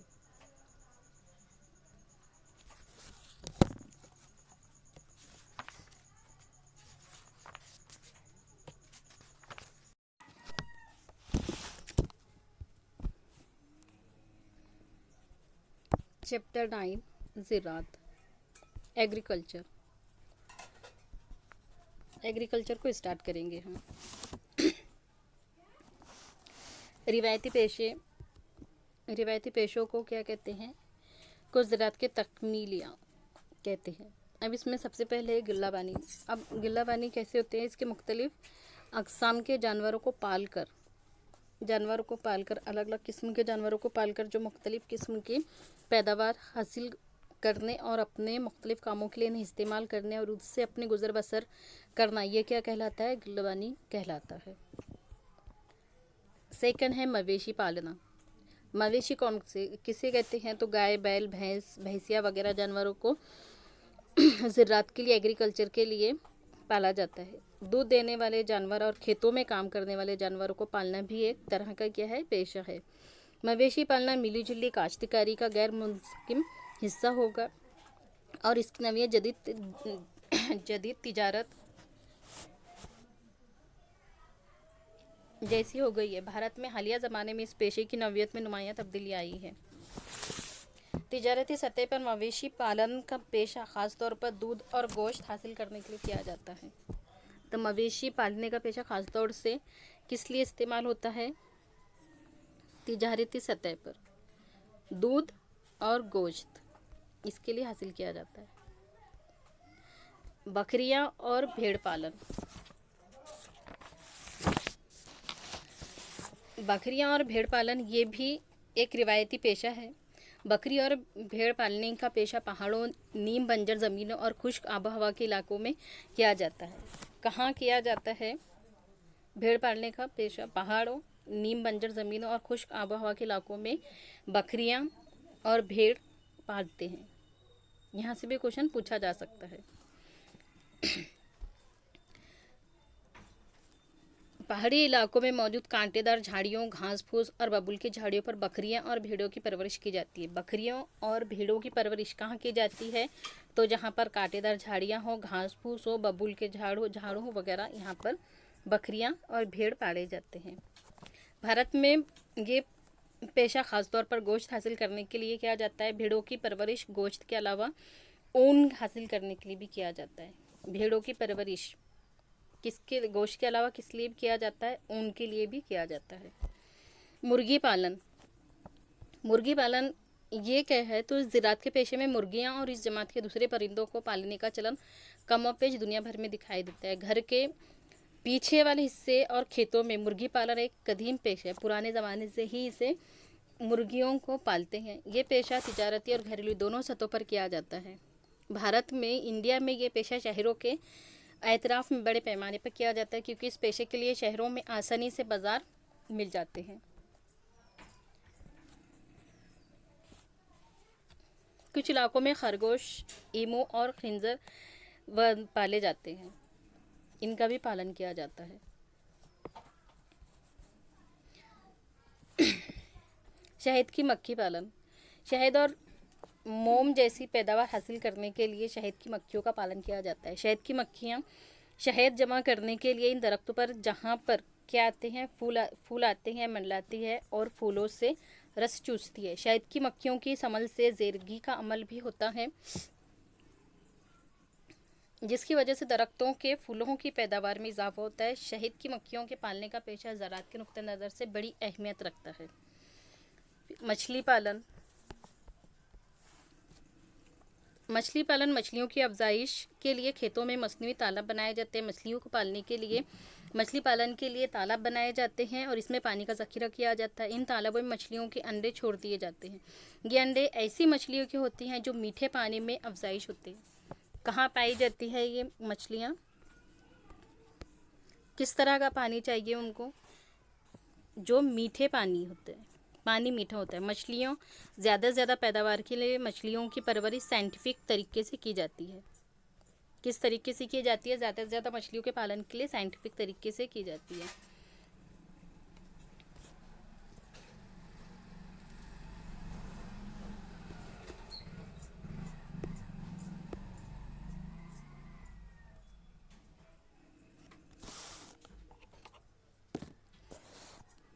मछलियों की पैदावार के इस तरीके में आमतौर पर बाम, रूम, रूहू, रावोस, झींगा वगैरह मछलियों की पैदावार की जाती है। रेशम के कीड़ों की अफजाइश, पीला परवरी, रेशम के कीड़ों के खोल से रेशम का धागा हासिल होता है। किससे हासिल होता है? रेशम के कीड़ों के किससे? खोल से। धागा, रेशम धागा कैसे मिलता है हमको? रेशम के कीड़े के खोल से मिलता है। ये धागा बहुत बारीक और मजबूत होता है। इसके ज़रिए नरम और मुलायम कपड़ा तैयार होता है।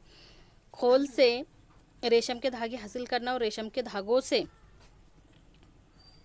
कपड़ा तैयार करना, ये दो क्या है? एक आज़ाद पेशे है। इनका शुमार काश्ती में नहीं होता, काश्तकारी में इनका शुमार नहीं होता। किसानों को रेशम के कीड़ों के अंडे मुख्तलिफ इदारों के ज़रिए मुहैया किए जाते हैं। शहतूत के दरख्तों के पत्ते रेशम के कीड़ों की ख़ास और मरगूब ग़िज़ा है।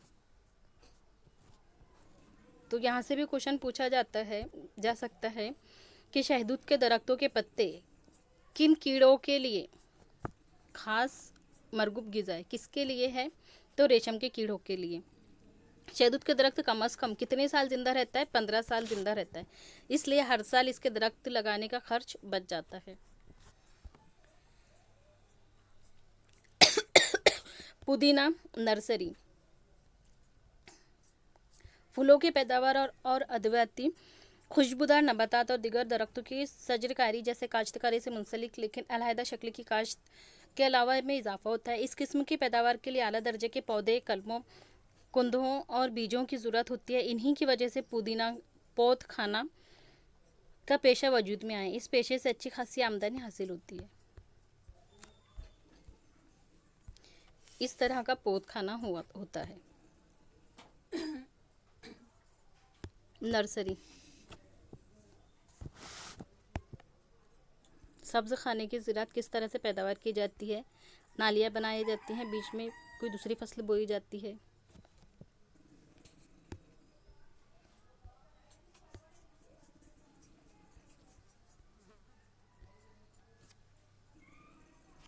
सब्ज़ खाने की ज़राअत में कम रकबे में ज़्यादा से ज़्यादा पैदावार हासिल करने और मिट्टी, आबो हवा, गर्मी, रतूबत, नमी वगैरह कुदरती अवामिल पर मुकम्मल काबू रखते हुए ज़्यादा से ज़्यादा माशी फ़ायदे पहुँचाने वाली नकदी फसलें पैदा करने के लिए सब्ज़ खाने का इस्तेमाल किया जाता है। सब्ज़ खाने की ज़राअत दौर हाजिर का निहायती ख़ास तर्ज़ ज़राअत है।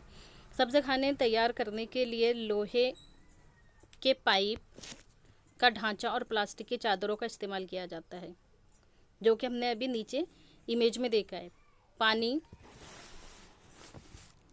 रोशनी और दर्जा हरारत का पर काबू रखने के नेज़बंद माहौल के ज़रिए फसलों को बीमारियों से बचाना इस किस्म के ज़राअत का ख़ास मकसद है। सूजन, जरबीरा जैसे ज़्यादा मुनाफ़त बख्श फूलों की ज़राअत के लिए तिजारती सतह पर सब्ज़ खानों का इस्तेमाल बड़े पैमाने पर होता है। ये इसमें नीचे ही देखिए, यहाँ पर प्लास्टिक की लाइंस वगैरह बिछी हुई है।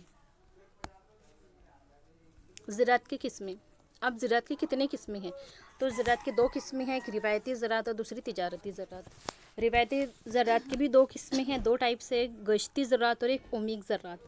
और इधर तिजारती ज़राअत के तीन टाइप से, तौसीई ज़राअत, बागियाती ज़राअत, बागबानी, बराए बाज़ार ज़राअत और फूलों की ज़राअत। तो चलते हैं, देखते हैं रिवायती ज़राअत के बारे में। Traditional agriculture. रिवायती ज़राअत की दो किस्में उमीक और कुश्ती है। उमीक ज़राअत एक ही ज़मीन पर कई सालों तक खेती करना, ये उमीक ज़राअत कहलाता है।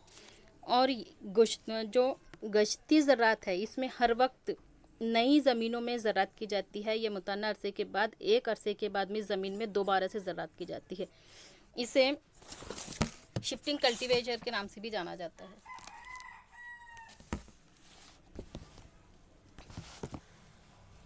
उमीक ज़राअत इंटेंसिव एग्रीकल्चर, ज़मीन के कम से कम रकबे से ज़्यादा ज़र्री पैदावार हासिल होती है। इंटेंसिव एग्रीकल्चर में उमीक ज़राअत में कम ज़मीन में ज़्यादा से ज़्यादा ज़राअत हासिल की जाती है, उसे उमीक ज़राअत कहते हैं। ज़र्री पैदावार कम होने की वजह से किसान की माशी हालत कमज़ोर होती है। खेतों में सिर्फ हैवानी क़ुव्वत का इस्तेमाल ज़्यादा होता है। ग़िज़ाई फसलों में सब्ज़ी तरकारी भी उगाई जाती है। इस तरीके से कतारनुमा क्या है, ये उमीक ज़राअत है। फिर इंतकाली या गश्ती ज़राअत, जिसे हम शिफ्टिंग एग्रीकल्चर भी कहते हैं, ये बहुत ज़्यादा इम्पोर्टेंस है सीटेट में भी और टीटी के लिए भी, दोनों के लिए बहुत ज़्यादा इम्पोर्टेंट है। यहाँ से एक दो क्वेश्चन पूछे ही जाते हैं। शिफ्टिंग कल्टीवेशन में क्या होता है, ये क्या है, इब्तदाई किस्म की ज़राअत है। मुंतक़ा हर्रा के घने जंगल और पहाड़ी इलाकों में कहाँ होती है ये, तो घने जंगल और पहाड़ी इलाकों में इस किस्म की ज़राअत होती है, इस किस्म की खेती होती है, फसलें होती है। तो इसमें क्या होती है, ज़राअत करने के लिए सबसे पहले क्या करता है किसान, पहले जंगल में ज़मीन के किसी टुकड़े का इंतखाब करता है, उसको चुनता है कहाँ पर उसे फसल उगानी है। फिर उसे घास फूस और झाड़ियों को काट कर ज़मीन को साफ कर लेता है। कटी हुई झाड़ियों को सूख जाने के बाद जला दिया जाता है, इसे स्लैश एंड बर्न भी कहते हैं। ये इंडिया में कहाँ पाई जाती है, ज़रा कमेंट करके बताना। तिजारती ज़राअत। तिजारती ज़राअत की भी दो किस्में होती है, तौसीई ग़िज़ाई इजनास और ज़र्राई ज़राअत और बागियाती ज़राअत। इस किस्म की ज़राअत में पैदावार खालिस तिजारती मकसद के लिए की जाती है, सिर्फ ट्रेडिंग के लिए की जाती है।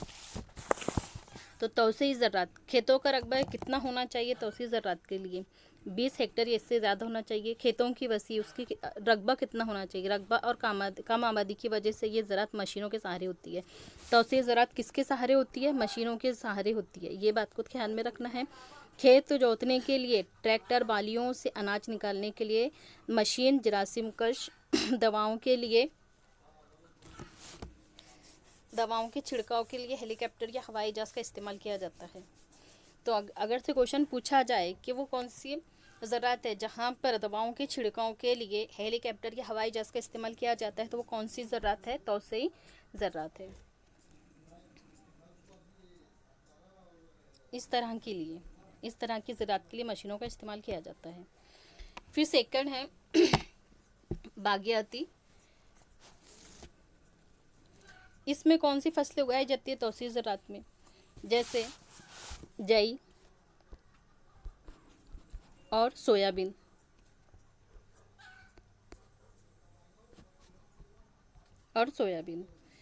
ये कुछ फसलें उगाई जाती है। इस ज़राअत के लिए बड़े पैमाने पर सरमायाकारी की ज़रूरत होती है। मसलन मशीनों खाद जरासीमकश अदवात की ख़रीदी, नकल व हमल, गोदाम के अखराजात वगैरह के लिए बहुत ज़्यादा पैसे लगते हैं।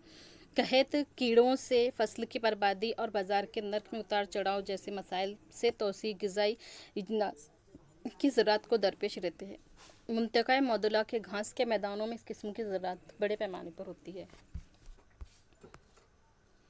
बागयाती ज़राअत। अब बागयाती में इसका रकबा कितना होता है? इसके खेत का तो 40 हेक्टेयर या इससे भी ज़्यादा हो सकता है।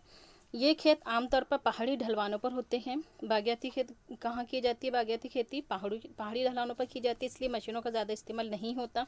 इस ज़राअत में मकामी निफरी क़ुव्वत को बड़ी अहमियत दी जाती है। जिस इलाके के जुग़राफ़ियाई हालात फसल की नशोनुमा के लिए मुनासिब मुवाफ़िक़ होते हैं, वहाँ इसी फसल की काश्त की जाती है। ये भी एक फसली तरीक़ा ज़राअत होता है। इस किस्म की ज़राअत में ग़िज़ाई अजनास की पैदावार नहीं होती, सिर्फ तिजारती फसलें की जाती है, जैसे चाय, रबर,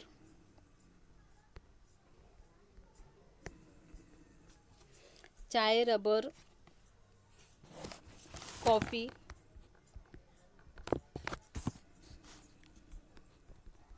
नारियल,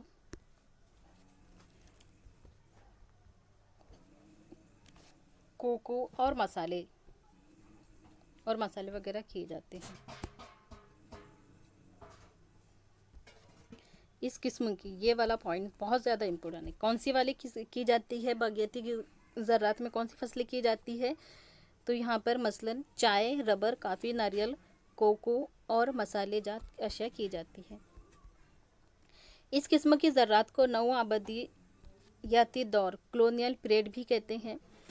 बागयाती ज़राअत ज़्यादातर मुंतक़ा हर्रा में होती है। फसलों को तैयार होने में लगने वाली तवील मुद्दत को साइंटिफिक तरीके पर मुनहसर होती है। बरामदी पैदावारों पर मखसूस अमल करने और इन सब के लिए इस किस्म की ज़राअत बहुत बड़ी तादाद में सरमायाकारी होती है। इस किस्म की ज़राअत भारत के किस इलाकों में पाई जाती है करते हैं? तो जनूबी एशिया ममालिक, अफ्रीका, जनूबी और वस्ती अमरीका वगैरह में की जाती है। भारत के अलावा, इंडिया के अलावा ये कहाँ किया जाता है? तो साउथ एशिया में, अफ्रीका में, साउथ सेंटर अमेरिका में, यहाँ पर बागयाती खेती की जाती है। बागबानी बर्राए बाज़ार ज़राअत। बागबानी बर्राए बाज़ार ज़राअत ये ज़राअत की एक जदीद किस्म है। कैसी किस्म है? ये न्यू है, जदीद किस्म है। बागबानी ज़राअत की ये किस्म शहरकारी और उसके नतीजे में जन्म लेने वाले बड़े बड़े बाज़ार की वजह से वजूद में आई है। शहरी पाजिंदों की मांग की वजह से वजूद में आए बड़े बड़े बाज़ार की ज़रूरतों को मद्देनज़र रखते हुए इनको पूरा करने के लिए किसान शहरी इलाकों के अतराफ सब्ज़ी, तरकारी और दीगर अशिया उगाते हैं। जैसी मांग वैसी रसीद माशियात के इस उसूल के तहत ज़राअत की ये किस्म शहरों की सब्ज़ी तरकारी की ज़रूरत को पूरा करती है। कैसी? जैसी मांग वैसी रसीद। किसका उसूल है? ये माशियात का उसूल है। आबपाशी का इस्तेमाल, नामियाती और कीमियाई खाद का इस्तेमाल, कम सरमाया नफरी क़ुव्वत का इस्तेमाल, बाज़ार की मांग, साइंस और टेक्नोलॉजी का इस्तेमाल वगैरह अमगर इस किस्म की ज़राअत में शामिल होते हैं।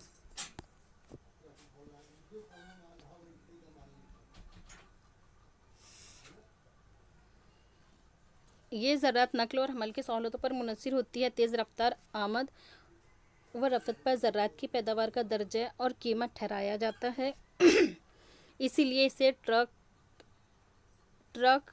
ज़राअत या ट्रक फार्मिंग भी कहते हैं। तो अगर क्वेश्चन पूछा जाए कि ट्रक ज़राअत या ट्रक फार्मिंग किसे कहते हैं, तो किसे कहेंगे? ट्रक ज़राअत या ट्रक फार्मिंग बागबानी ज़राअत को।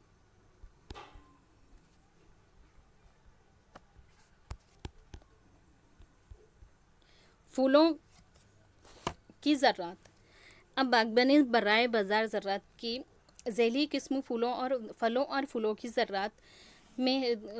इस ज़राअत की ख़ास पैदावार फल और फूल है। उसके नाम पर से इसका ख़ास खासियत ज़ाहिर हो जाती है। फल और फूलों के लिए की जाती है खेती, एग्रीकल्चर की जाती है। जदीद और रिवायती तरीक़ों का इसमें इस्तेमाल होता है। खेतों का रकबा कैसा होता है, छोटा होता है। हर एक पौधे पर एक तरीके से इसमें तवज्जो दी जाती है फूलों की ज़राअत में। हाल दिनों में ज़्यादा मुनाफा हासिल करने के लिए आबादी सहूलत, कीमियाई खाद का इस्तेमाल, सब्ज़ी खानों वगैरह का इस्तेमाल किया जाता है। फूलों की ज़राअत ख़ास पैदावार में सूजन, निशी, गंध और जरबेरा, लाला, डिलिया, गेंदा, शिवनीति वगैरह है। इन्हें बाज़ार में अच्छे दामों में मिलते हैं। तो ये वाला पॉइंट इसका ज़्यादा इम्पोर्टेंट है। आम, शरीफा, अंगूर, केला, अनार, ड्रैगन फल, चेरी, संतरा, रासेब, बेरी, स्ट्रॉबेरी, शहतूत वगैरह मुल्की और गैर मुल्की फूलों की पैदावार इसी ज़राअत में की जाती है। किस ज़राअत में की जाती है ये? तो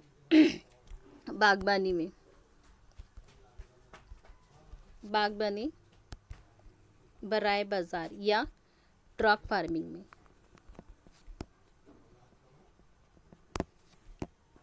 इस तरह के फूलों की ज़राअत है।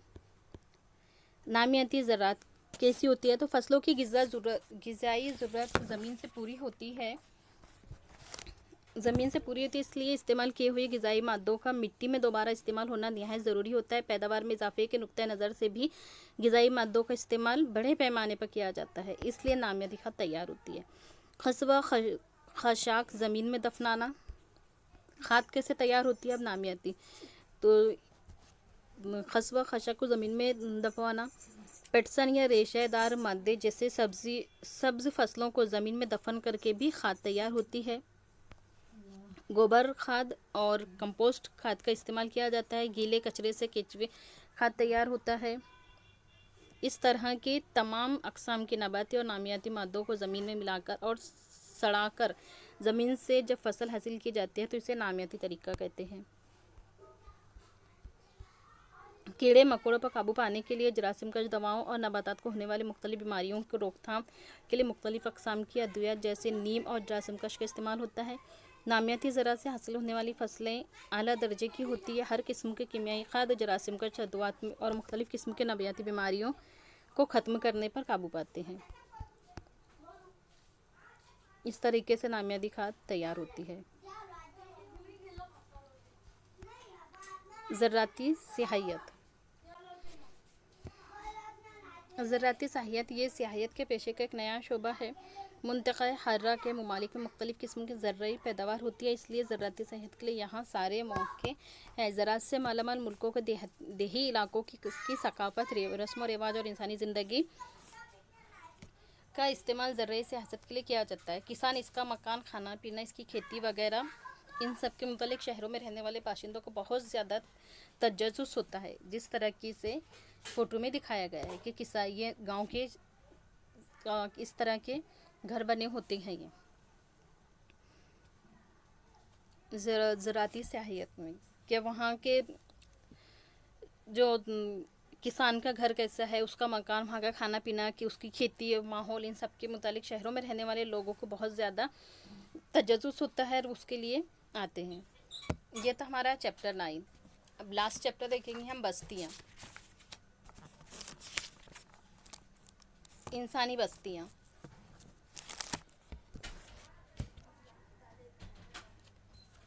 चैप्टर 10 है इंसानी बस्तियाँ। पानी के दस्तयाबी, खुश्क और आबो हवा और ज़रख़ीज़ ज़मीन वगैरह मुआफ़िक जुग़राफ़ी हालत रखने वाले मकामात पर इंसानी बस्तियों को फ़रोग़ हासिल होता है।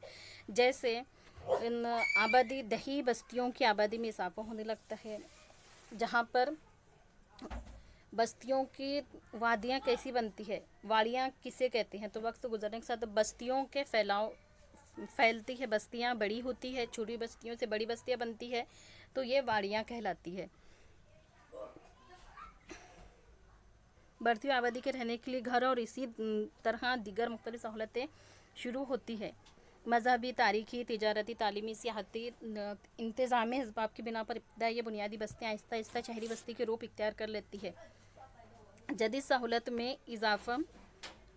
इजाफ़े की बिना पर आगे चलकर ये शहरी बस्तियाँ बड़े शहरों में तब्दील हो जाती है।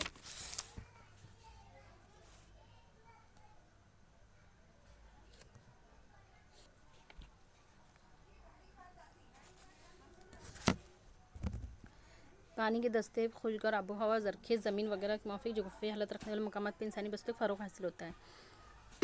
साहिल पर रहने वालों का पेशा कैसा होता है? माहीगिरी का होता है। माहीगिरों की बस्ती यानी क्या कहलाती है? जहाँ माहीगिर रहते हैं वो लोगों की बस्ती को क्या कहते हैं? उस बस्ती को कोल्हीवाड़ा कहते हैं। जंगलाती इलाकों में लोगों का पेशा कैसा होता है? जंगलाती पैदावार पर होता है और यहाँ के रहने वाले लोगों को आदिवासी कहते हैं।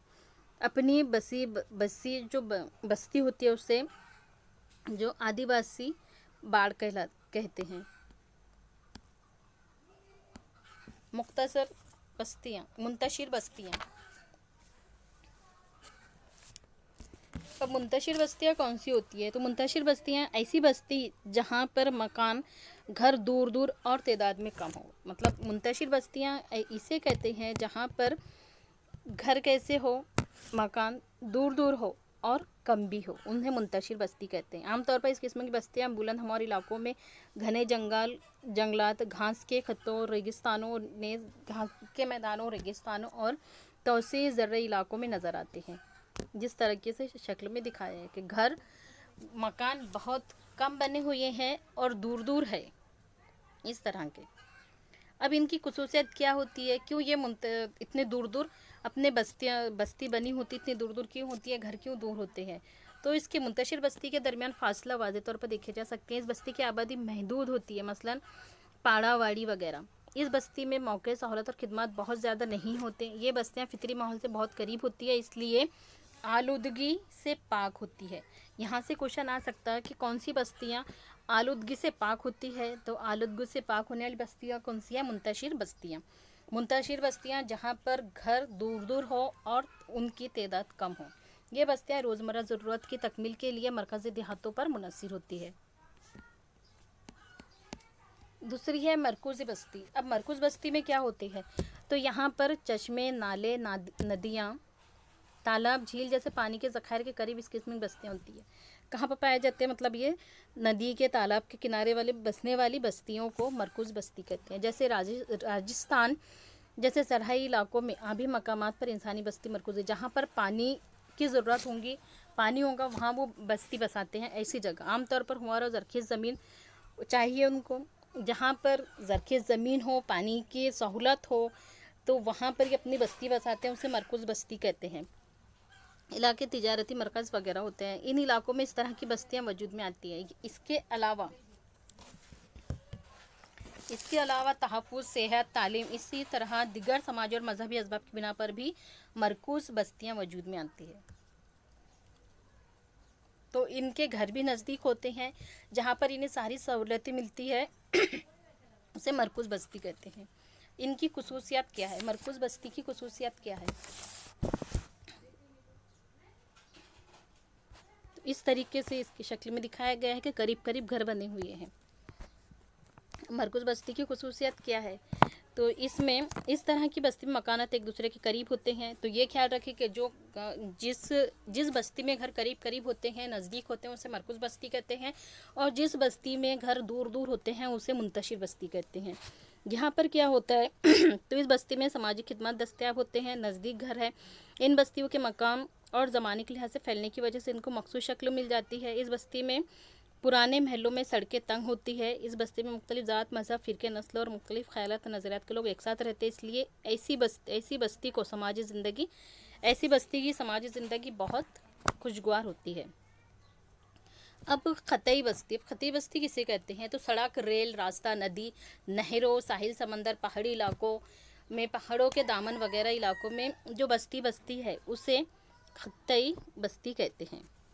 इसकी खुसूसियत क्या है? यहाँ लोग क्यों रहते हैं, किसकी वजह से रहते हैं? तो इस किस्म की बस्ती में मकानात अक्सर और बेशतर एक कतार में बने होते हैं, एक कतार में बसते हैं। वक्त गुजरने के साथ साथ जैसे बस्ती बढ़ती है, इनके मकानात की घर भी कतारें में बनती जाती हैं। सड़कें और गलियाँ एक दूसरे से मुतवाज़ी होती है। मकानात के अलावा बस्ती में चंद दुकानें भी होती है। मुस्तकबिल में सड़कों की सिमत में बस्तियाँ बढ़ती जाती है। भारत में साहिली इलाके, अहम नदियों के किनारे, रियासती और कौमी शाहराहों के किनारे इस किस्म की बस्तियाँ नज़र आती है। इस तरीके से है ख़तई बस्ती का नशा। अब देखिए इंसानी बस्तियों के महल वक़्फ़ों और असरअंदाज होने वाले अवामिल क्या है? तो कुदरती अवामिल, सकाफ़ती अवामिल और माशी अवामिल। कुदरती अवामिल में ज़मीन की साख्त, फिर इसकी तहफ़्फ़ुज़ और आबपाशी कैसी होती है।